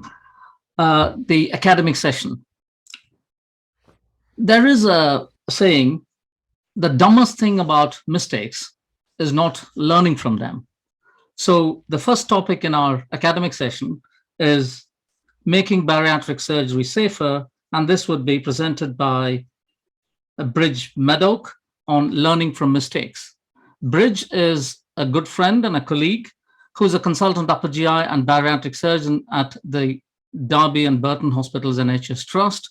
He is also a honorary assistant professor at the University of Nottingham School of Medicine, and he's a founder member of TUGS and has been actively involved in the coordination of the LIBSS as well. Thank you very much, Bridge, and over to you. Thank you so much, Balaji and Cynthia, for the kind introduction. I would start with sharing my screen.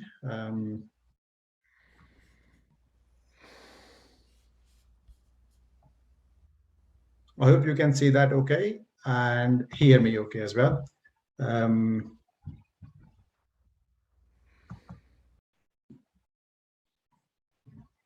Okay, so I would, at the start, I would say thank you to Kamal and Sanjay for offering me to talk on this interesting topic. So as rightly introduced by Balaji, I think we all will agree from primary school, we are taught that you will make mistakes, but important thing is to learn from it. And I think with a few close friends and colleagues, we try to do this for our main field of work, which is bariatric surgery. And why this article was recently published in Obesity Surgery. And why are we talking about this is we all know these things will happen. And I'm sure we are all smart enough to learn from our mistakes. But I think the key thing, as said by somebody, is to learn from somebody else's mistakes. So how did this start?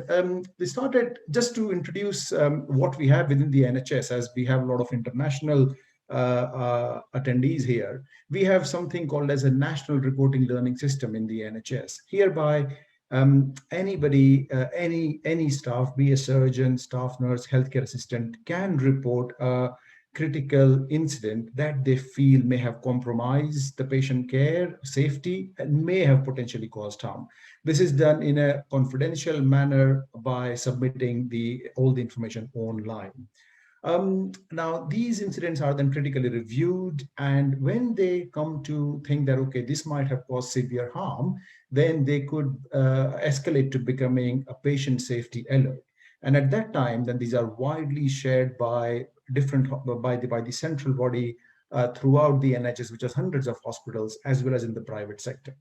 The problem is, if the incident does not escalate to a safety alert, we think there is very limited exchange of information. And this is where we thought we could look at the incidents and probably learn.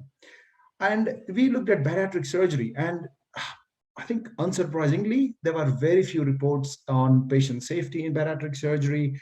And the handful of ones that we found were mostly related to malpractice claims against surgeons or bariatric team.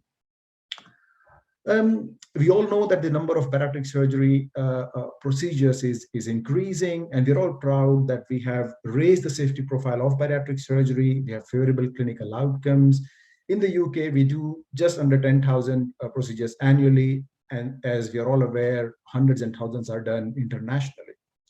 So with this study, we aim to examine the NRLS database, and we specifically aim to look at bariatric surgery related reports.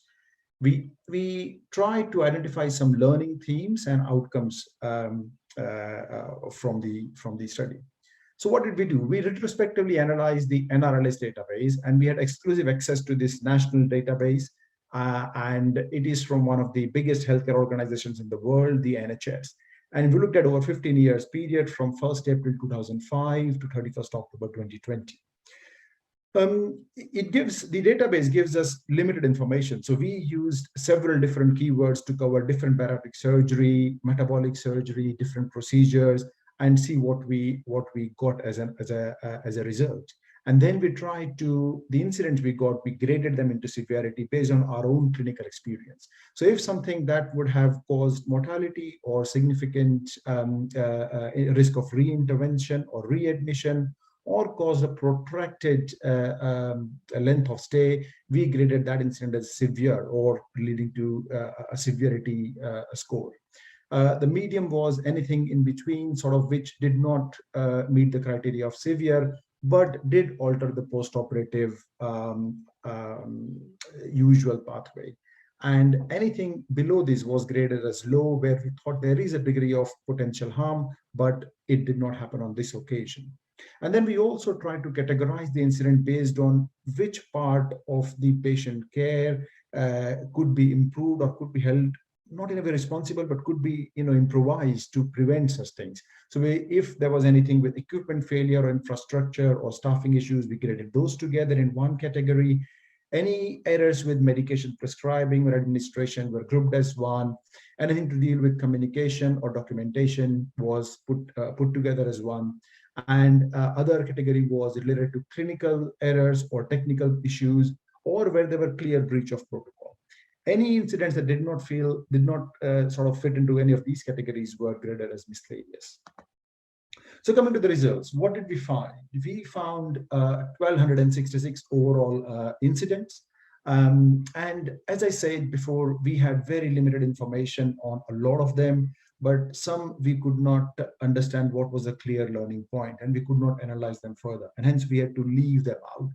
The ones that we could identify a clear learning point were 541.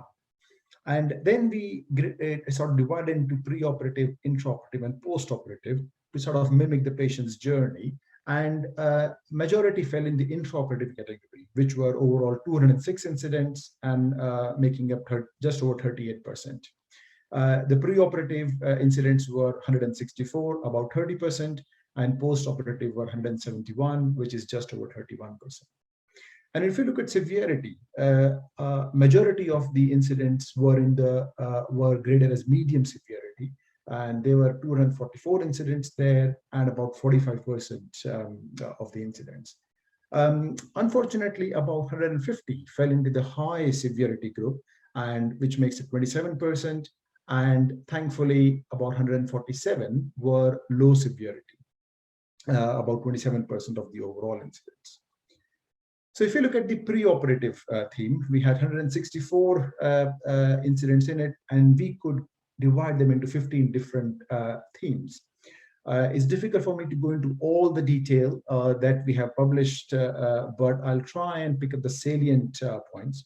So amongst the high severity ones, there were 50 of them, and all of them were related to some kind of error or mismanagement of the venous thromboembolism prophylaxis.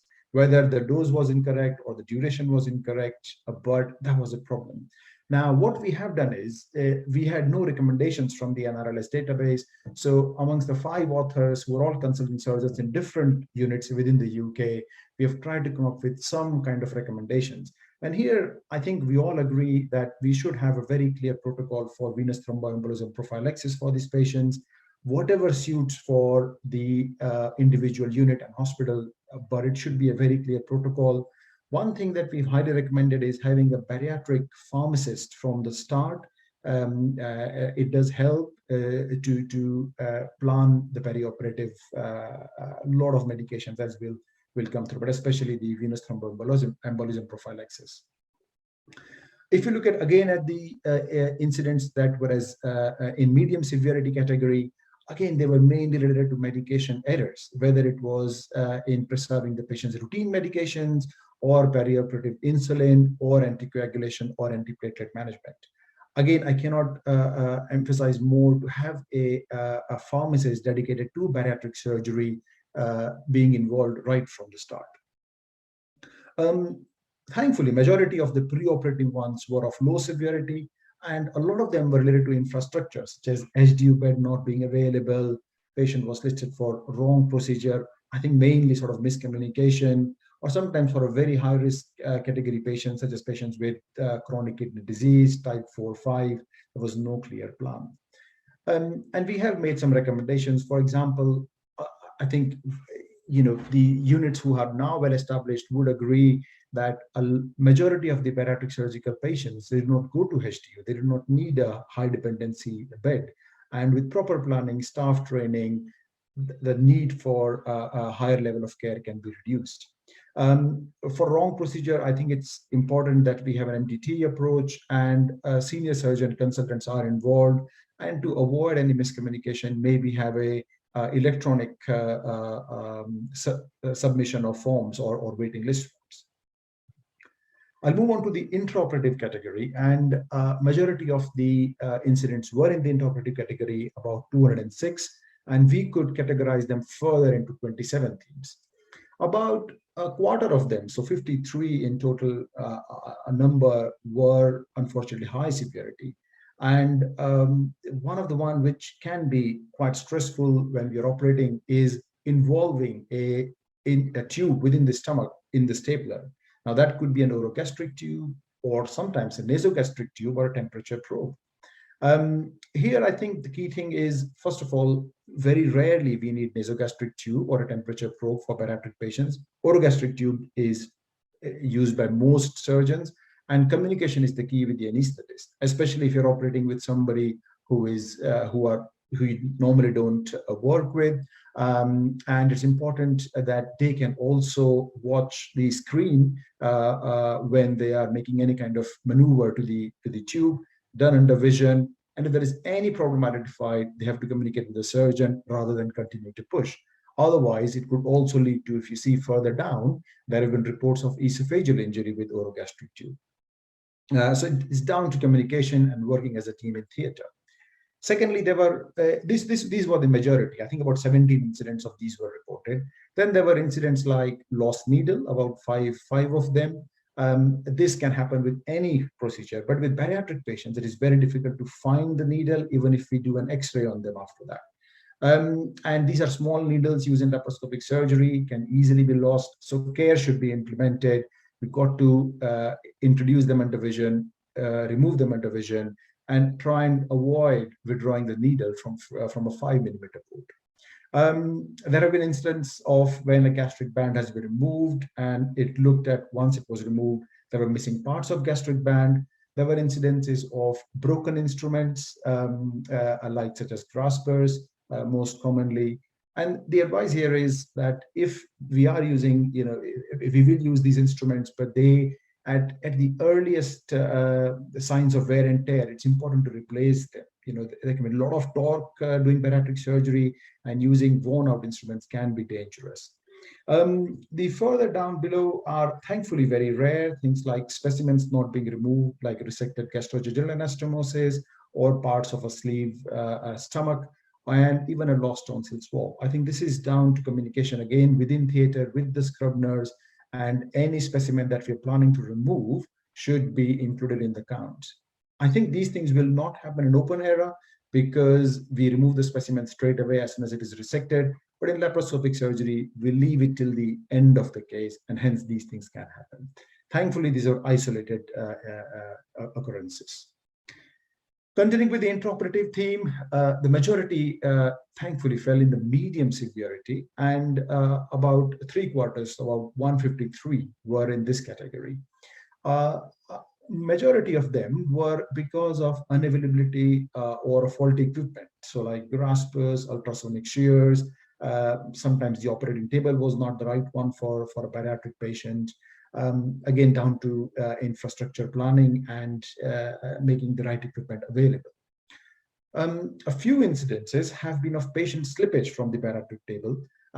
If not the whole patient, then some parts of the arm of the patient or the leg of the patient, which is only revealed later in the form of peroneal nerve palsy. Now, this can be hugely distressing to the patient and the whole team. The idea is, what we recommend is that the patient is positioned in presence of a bariatric surgeon, and before we start, we should be happy with the position and that the patient is nicely strapped to the table. Also important to make sure that the bony prominences are nicely covered and are not against any part of the table that can cause compression nerve injury. Then there were some, again, not many, I think these are about 5 or 6, where the intraoperative decision was to change the bariatric procedure or no procedure was performed.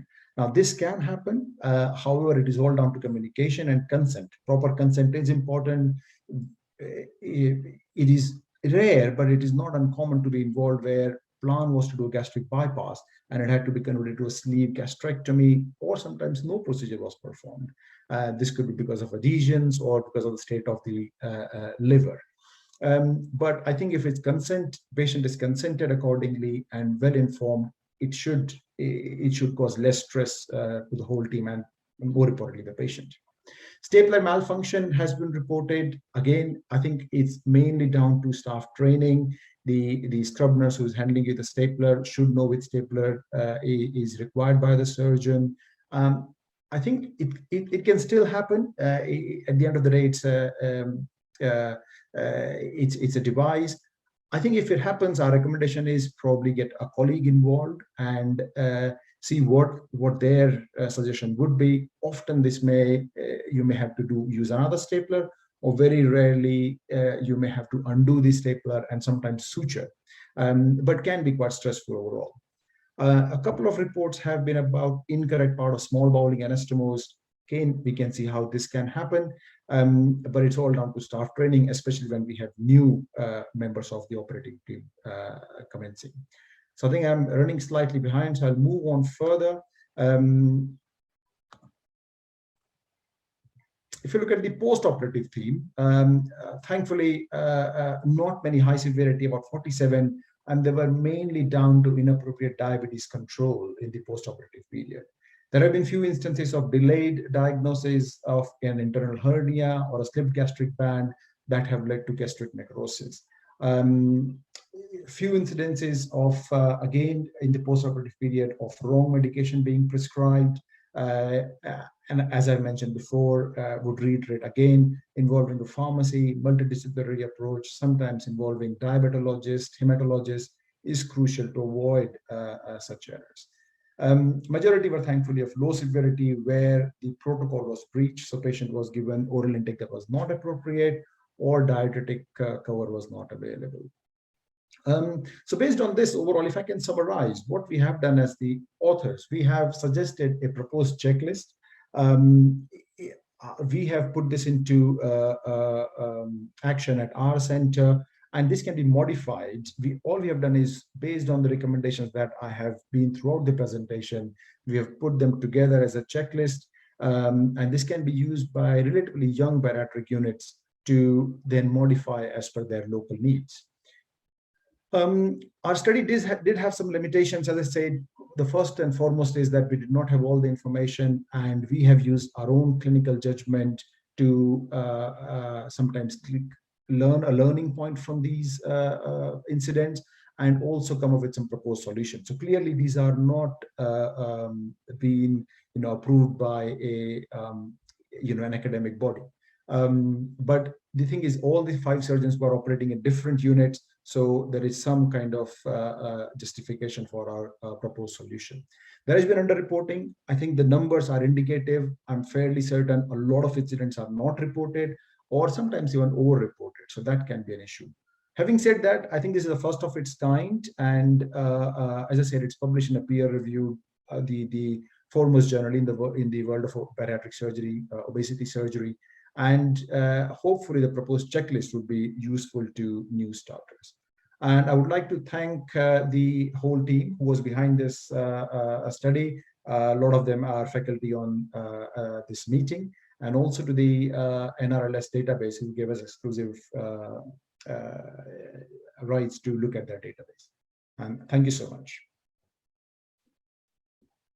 Thank you very much, Bridge. Wow, that is quite a lot of work in there. And I should accept that this so-called NRLS database, I didn't know that it existed, but the whole amount of work and the data you presented is, what shall I say, it's telling, humbling, a bit embarrassing, but we could all see ourselves in all these situations, and starting from VTE prophylaxis to drug errors, great amount of work.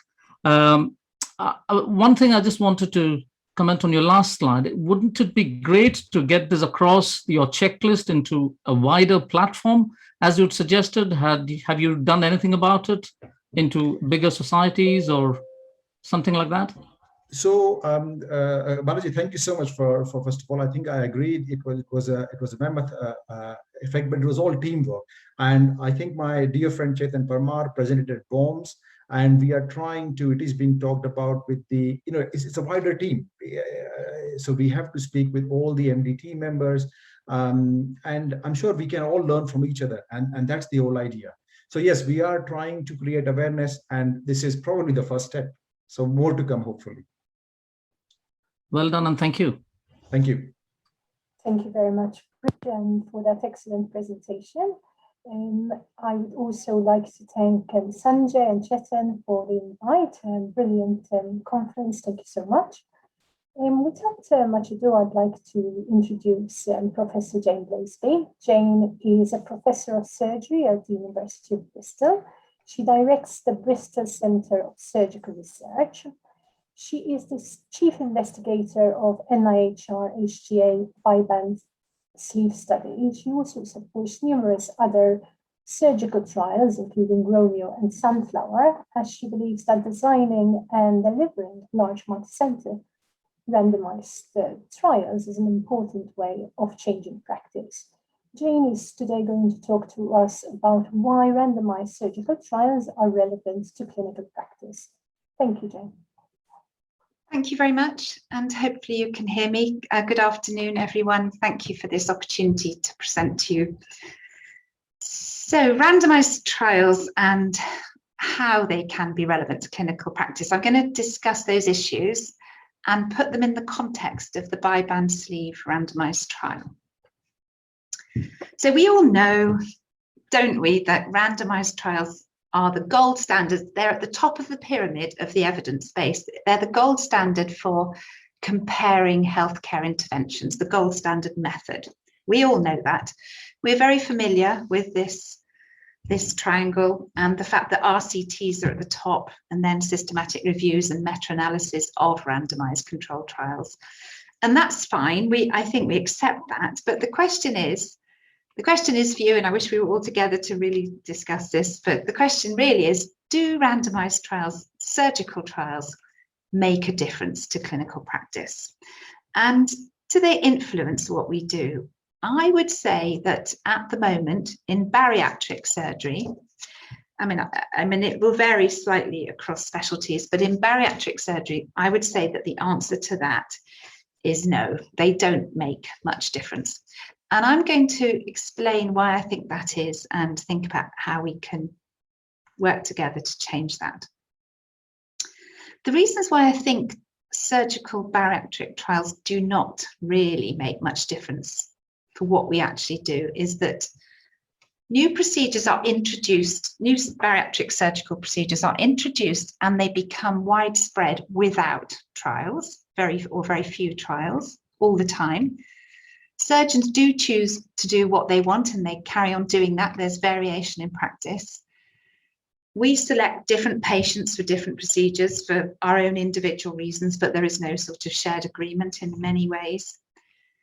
And also, very few bariatric surgeons have actually had personal experience of randomizing a patient into a trial. It's not part of our culture to work together on randomized trials. You know, completely different to other specialties in oncology, for example, or in even respiratory research now with COVID trials. You know, we in the UK, we just ran trials to get answers to questions. You know, in surgery, especially in bariatrics, there's not many randomized surgical trials that are conducted. But what we need are trials that are designed and conducted that are relevant to practice. And that's one of the key things, because not all trials actually can make a difference. And that's what I want to step through now, because the type of trials that are needed are pragmatic in design.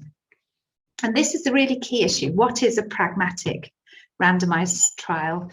And why is a pragmatic trial relevant to clinical practice? Because pragmatic trials have quite distinct features that I'm not sure everyone's particularly aware of. So I'm just going to step through the difference between pragmatic trials and what you might call the opposite of that, an explanatory trial. So typically, an explanatory surgical trial is small in numbers. It's usually single center, comes from one expert center.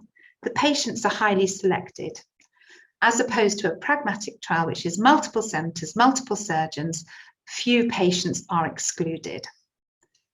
The outcomes in an explanatory trial are typically short-term, maybe physiological outcomes, maybe surrogate measures, as opposed to pragmatic ones where you're talking about, can you measure long-term patient benefit? What's the actual long-term benefit about this intervention? So for example, in a trial of minimal access versus open surgery, for example, explanatory trials might measure blood loss, might measure operating time, those sort of things. They're of interest, but do they translate to patient benefit? And in a patient benefit trial, in a pragmatic trial, you'd measure that in terms of recovery, perhaps long-term quality of life. So do those early differences translate to experienced patient benefit? And another key difference in a pragmatic versus an explanatory trial is the nature of the surgical intervention. So an explanatory trial will have a tightly controlled intervention delivered by a few experts, maybe in the way that they think it's best to be done. Whereas in a pragmatic trial, you have lots of surgeons, slightly messy, we'll come on to how messy bi-band sleeve is in a moment, and a range of skills, because that's the nature of surgery. But you're really evaluating a whole intervention and its accompanying interventions versus another to see if it makes a difference. So those are the key features between the two types of trials. There they are there. And the question is, what do we already know in bariatric surgical trials, you know, about centers, surgeons, outcomes in the RCTs that exist? And, you know, what is the existing evidence? We've kept an updated systematic review alongside the bi-band sleeve study. And over the last 8 years, there are 15 randomized trials we've been able to identify. And just summarise briefly here, by far the majority compare bypass with sleeve. And the primary outcomes look at different things, but importantly, some look at less pragmatic outcomes, such as gut hormones or bone density. Others look at more pragmatic outcomes, such as weight loss. You could say that's definitely a patient-centered outcome, quality of life. The timing of the primary outcomes are often only a year. Some of them do go up to 5 years, but a lot of them are fairly short-term. We all know that sustained long-term outcomes are what matter. But the thing that worries me most of all about the evidence base for bariatric surgery is that next column. And this really worries me. If you look at it, nearly all of them are single center studies, apart from three. And, you know, that a single center randomized trial cannot per se provide evidence that's generalizable. The sample sizes are also fairly small. In total, in the world, think of all the bariatric procedures that undergo, but the total number of patients randomized is just over 1,400 patients. You know, this data is difficult to say are generalizable.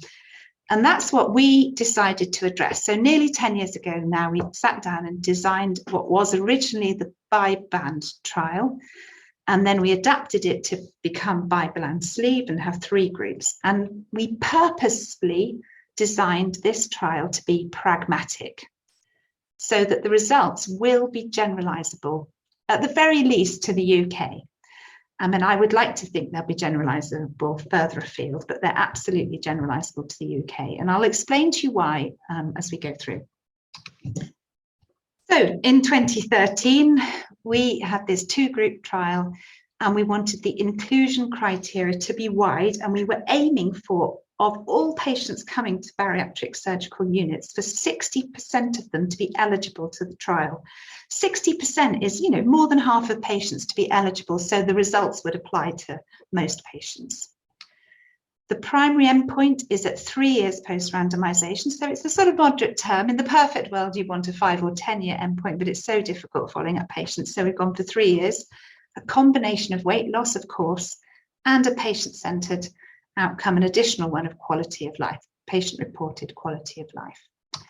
Now, the interventions in BBS, as we call it now, in bi-band sleeve, are standardized in that the centers have to have a certain amount of expertise, a minimum of 2 participating surgeons per center, but most of them had a lot more than that.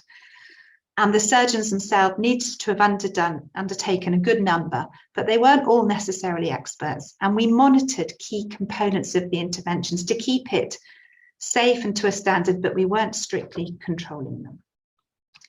And we started off by band in just 2 centres to test whether we could recruit. As some of you will know this, because everyone said back then it would be impossible to do this trial.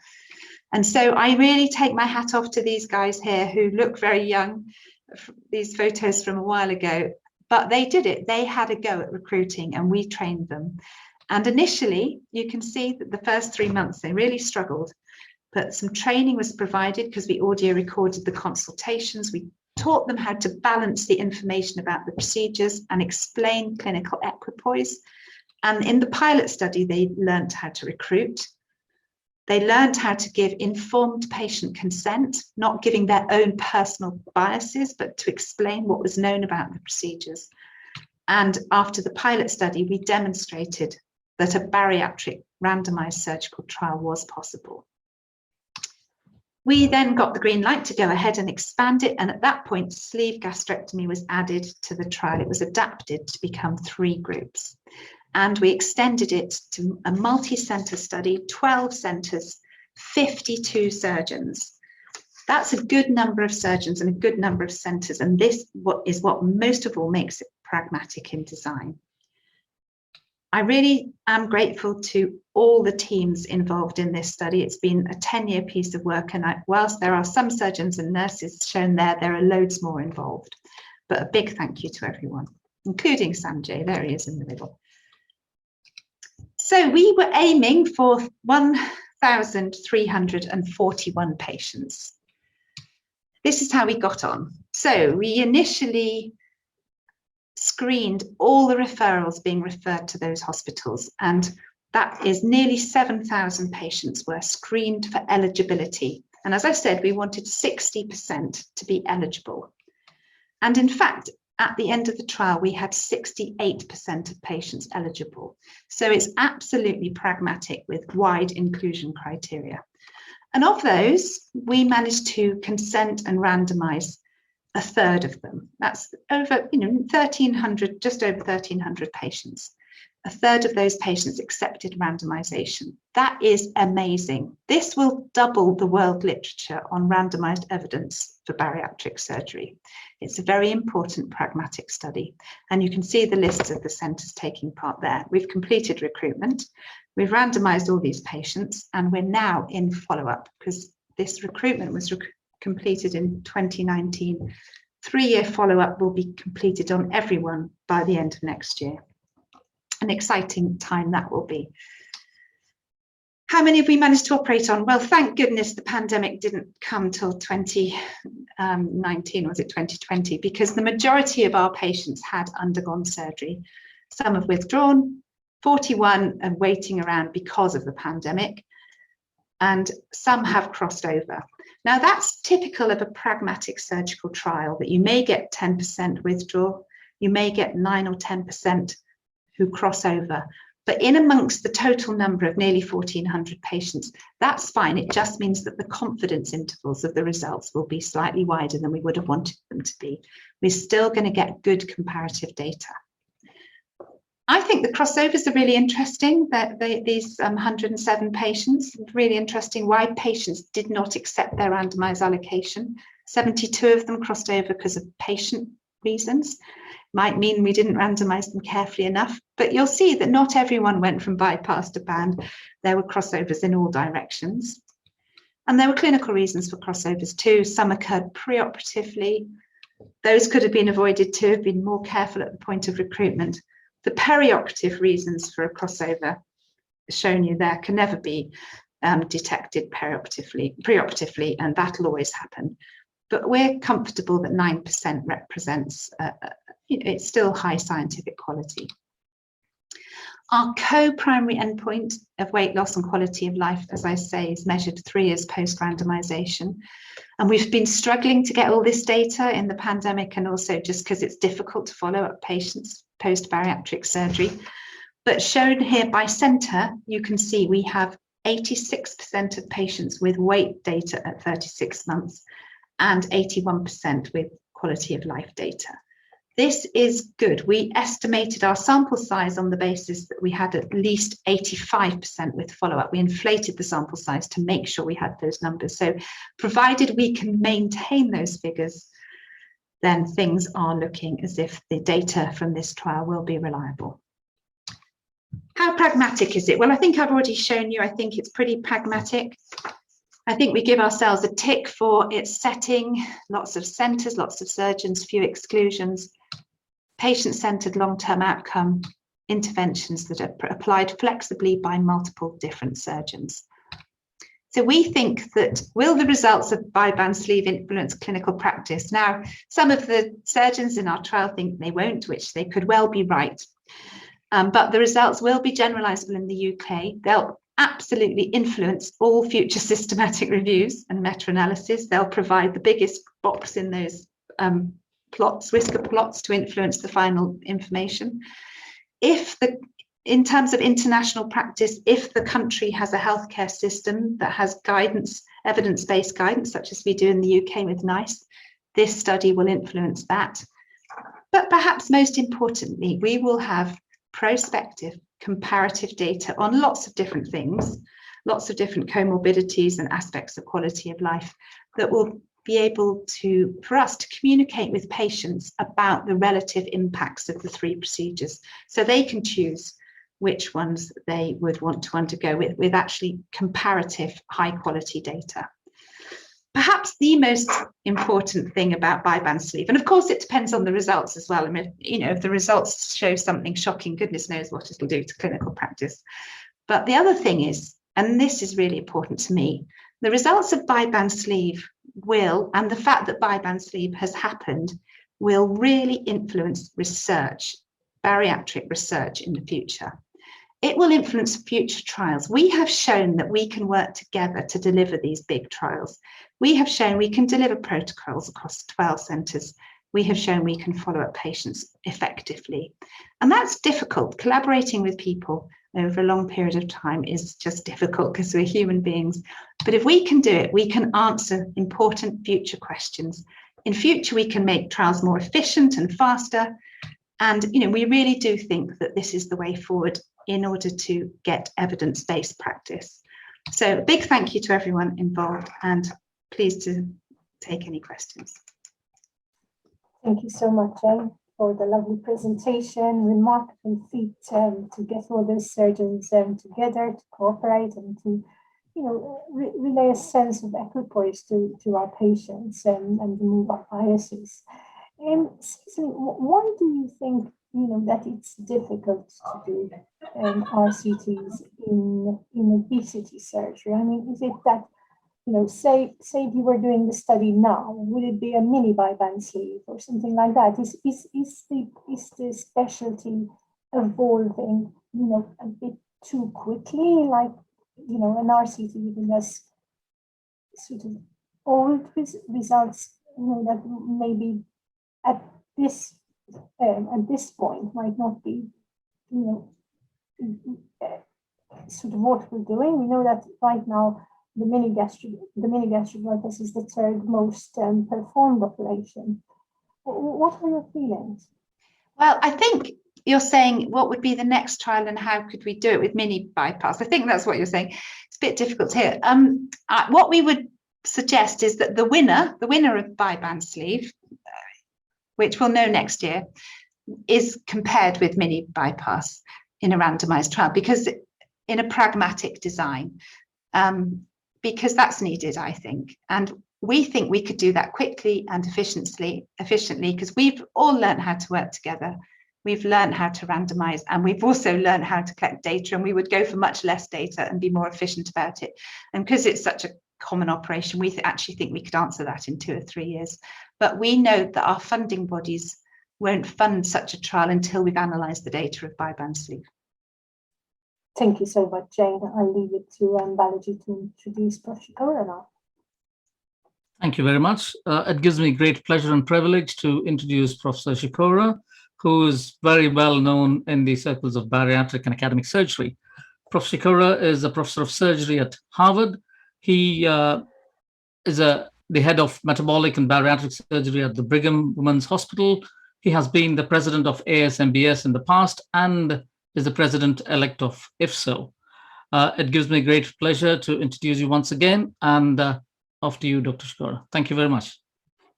Thank you very much. Greetings from the Boston area, everybody. I've logged in early this morning, and this has been just a marvelous meeting, and I want to thank Sanjay and whoever else was involved with inviting me. And I want to get my presentation.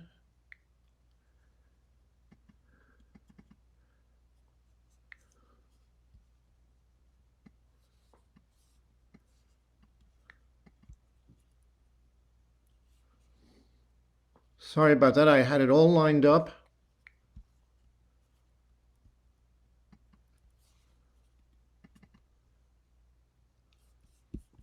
Great picture of London. Okay. So I was asked to speak about conceptualization to publication in bariatric surgery. And I am the editor-in-chief of obesity surgery for the past several years, so hopefully I could provide some tips that may make it easier, particularly for the young investigator, to have better results with getting their papers published. These are my disclosures, and obviously I am the editor-in-chief of obesity surgery, so I may have a bias or two.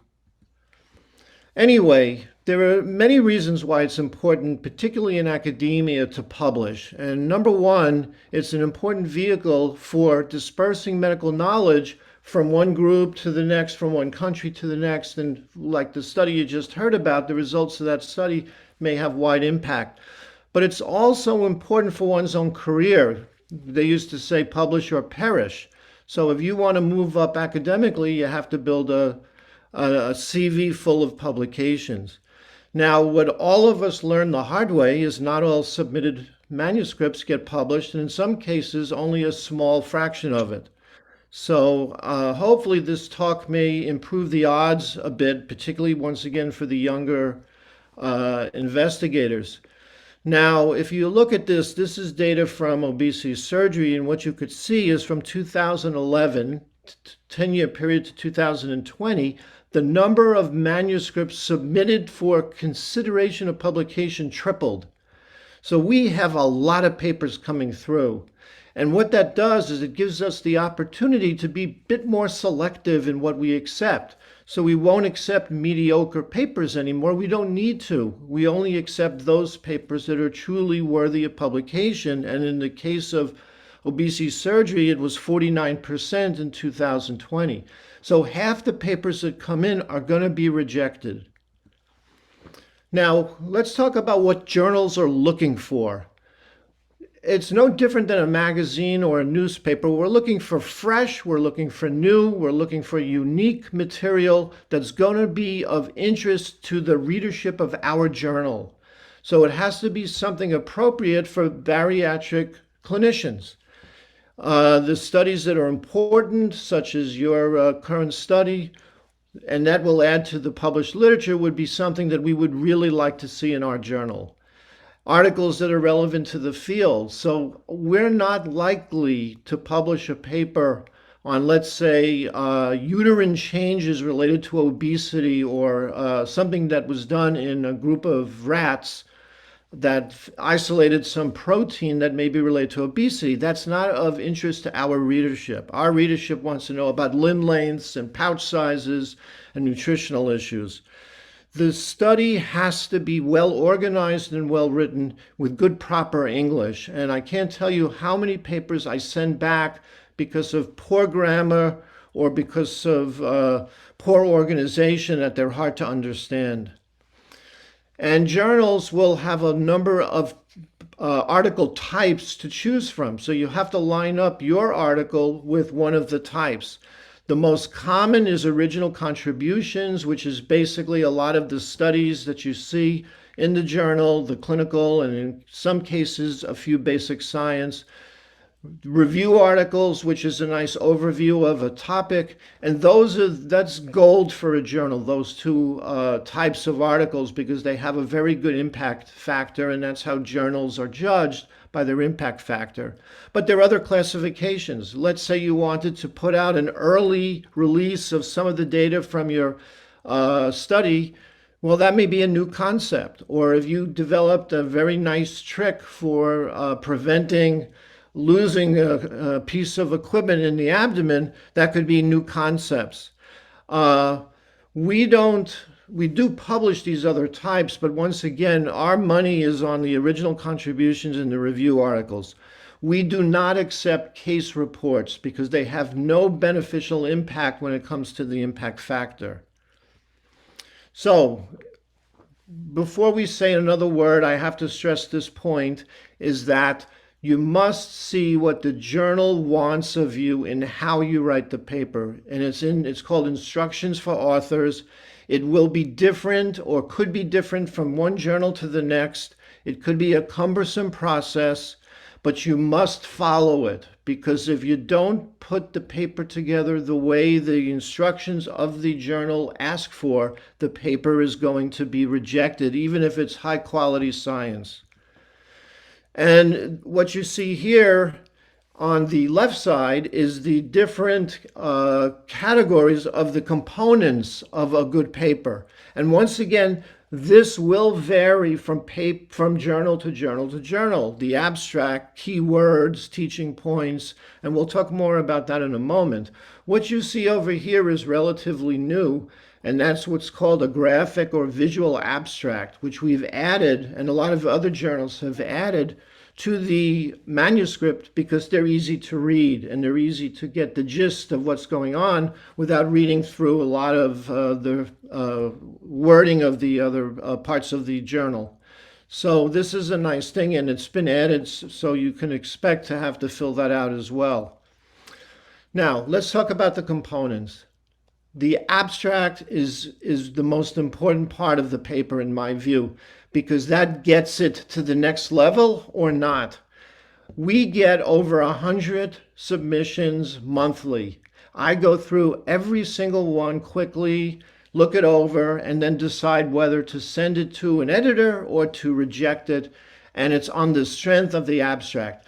Consider it the headlines of the newspaper. When you read the headlines, it's written in such a way to catch your attention so you'll read the article. If not, you may find it not worthy of reading and you skip by it.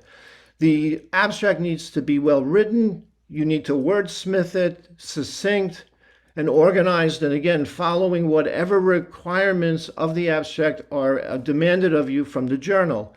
And I like to ask the following questions. Is it written in good English? Does the abstract appear sound? Does the data look sound? Is it appropriate for our readership? And does the data support the conclusion? And surprisingly, in some cases, it does not.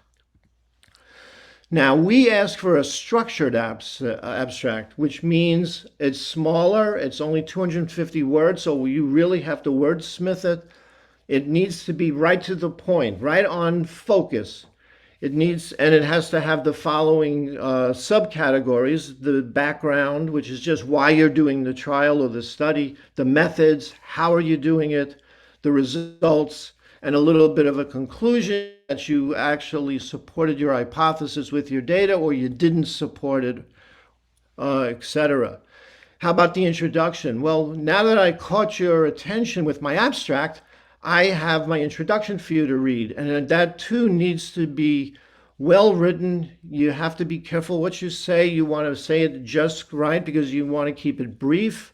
You're explaining why did you do this study? Why? What prompted you? What's your hypothesis?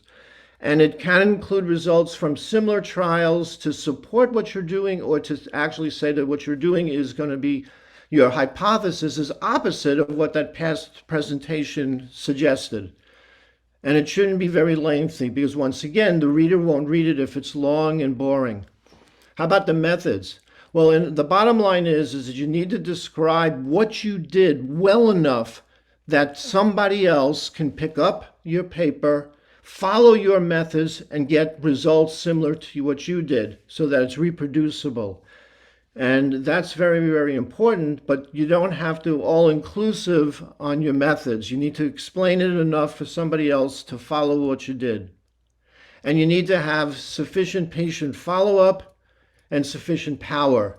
If you're looking at randomizing 12 patients versus 10 patients, there may not be enough power there to prove anything. How about the results section? Well, the results section is where you clearly state what you found.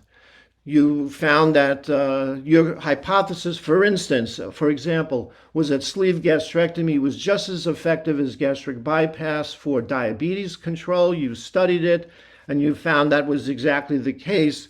So that's the starting part of your results section, is we demonstrated that the sleeve gastrectomy was just as effective for diabetes as the gastric bypass was. Or maybe you found the opposite. It was not as effective.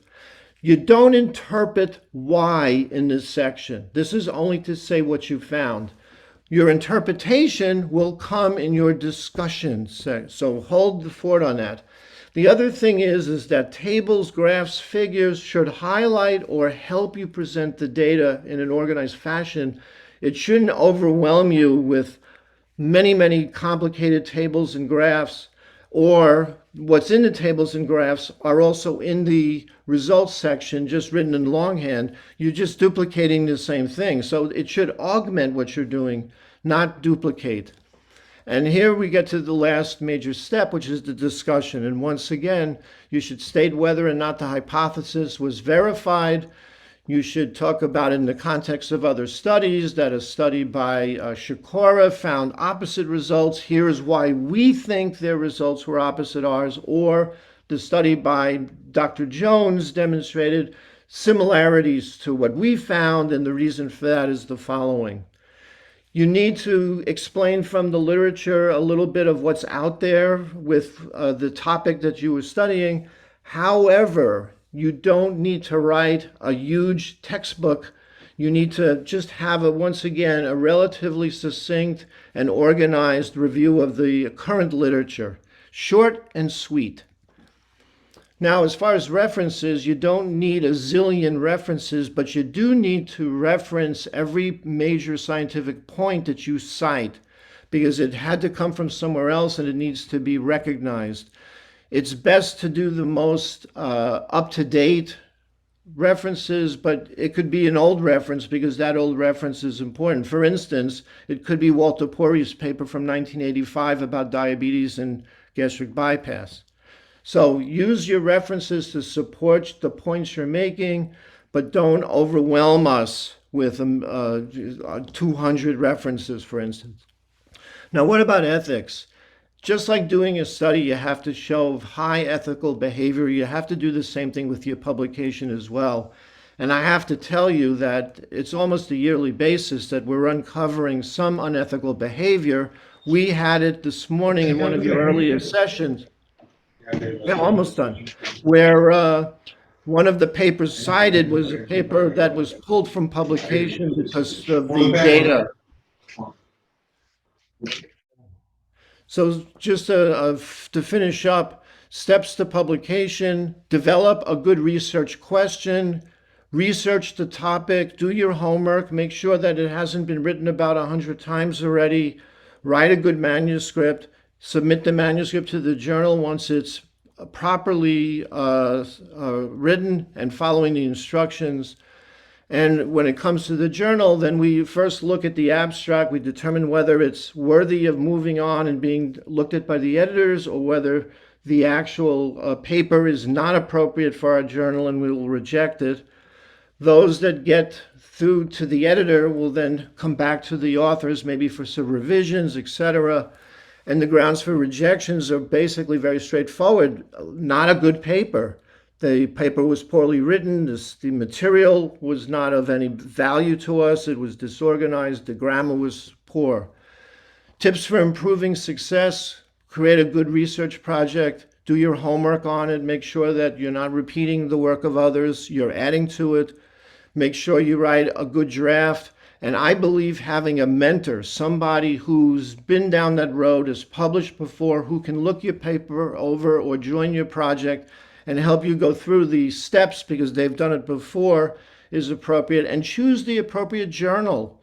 Don't send a research paper to a surgical journal, for instance, an animal research paper, and format the paper according to what the journal asks for in its instructions.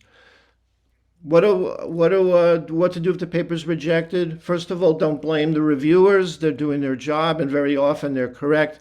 Follow their instructions to rewrite or to add or to subtract according to their wishes. And in worst case scenario is send it to another journal and try again. So in conclusion, researching a topic and then writing a manuscript is a worthy endeavor. It may be difficult from time to time, but it could be extremely beneficial to one's career and to the field. Not all manuscripts are going to be accepted for publication, and all of us have had rejections, so it doesn't mean it's not a reflection upon your abilities. Follow the journal's instructions and try again. And with that, I would say thank you very much for letting me speak today. Thank you very much, Prof. Shikora. That was a very concise and detailed back-end aspect of what is to be expected for a publication, and who more could deliver this apart from the chief editor of obesity surgery. So I'm consciously aware that we're running behind time, and the colleagues for the next session seem to have been logging in. So if Cynthia hasn't any questions, could we consider ending the session? No, thank you, Prof, for the wonderful presentation. I mean, sometimes some of us see it from the other side. We're reviewing papers, we're submitting our own, and I think the advice that you said about mentor is really important. Thank you. I think that's very helpful. And by the way, I've had papers rejected from obesity surgery as well. So it's really a good system that we have in place. Thank you. Thanks. Over to the coordinators. Thank you. Thank you very much, everyone. Cynthia, Balaji, Scott, Bridge, Jane, I think she had to leave. That was an excellent session. I know we are running late, I think. So thank you. I think we'll conclude this session.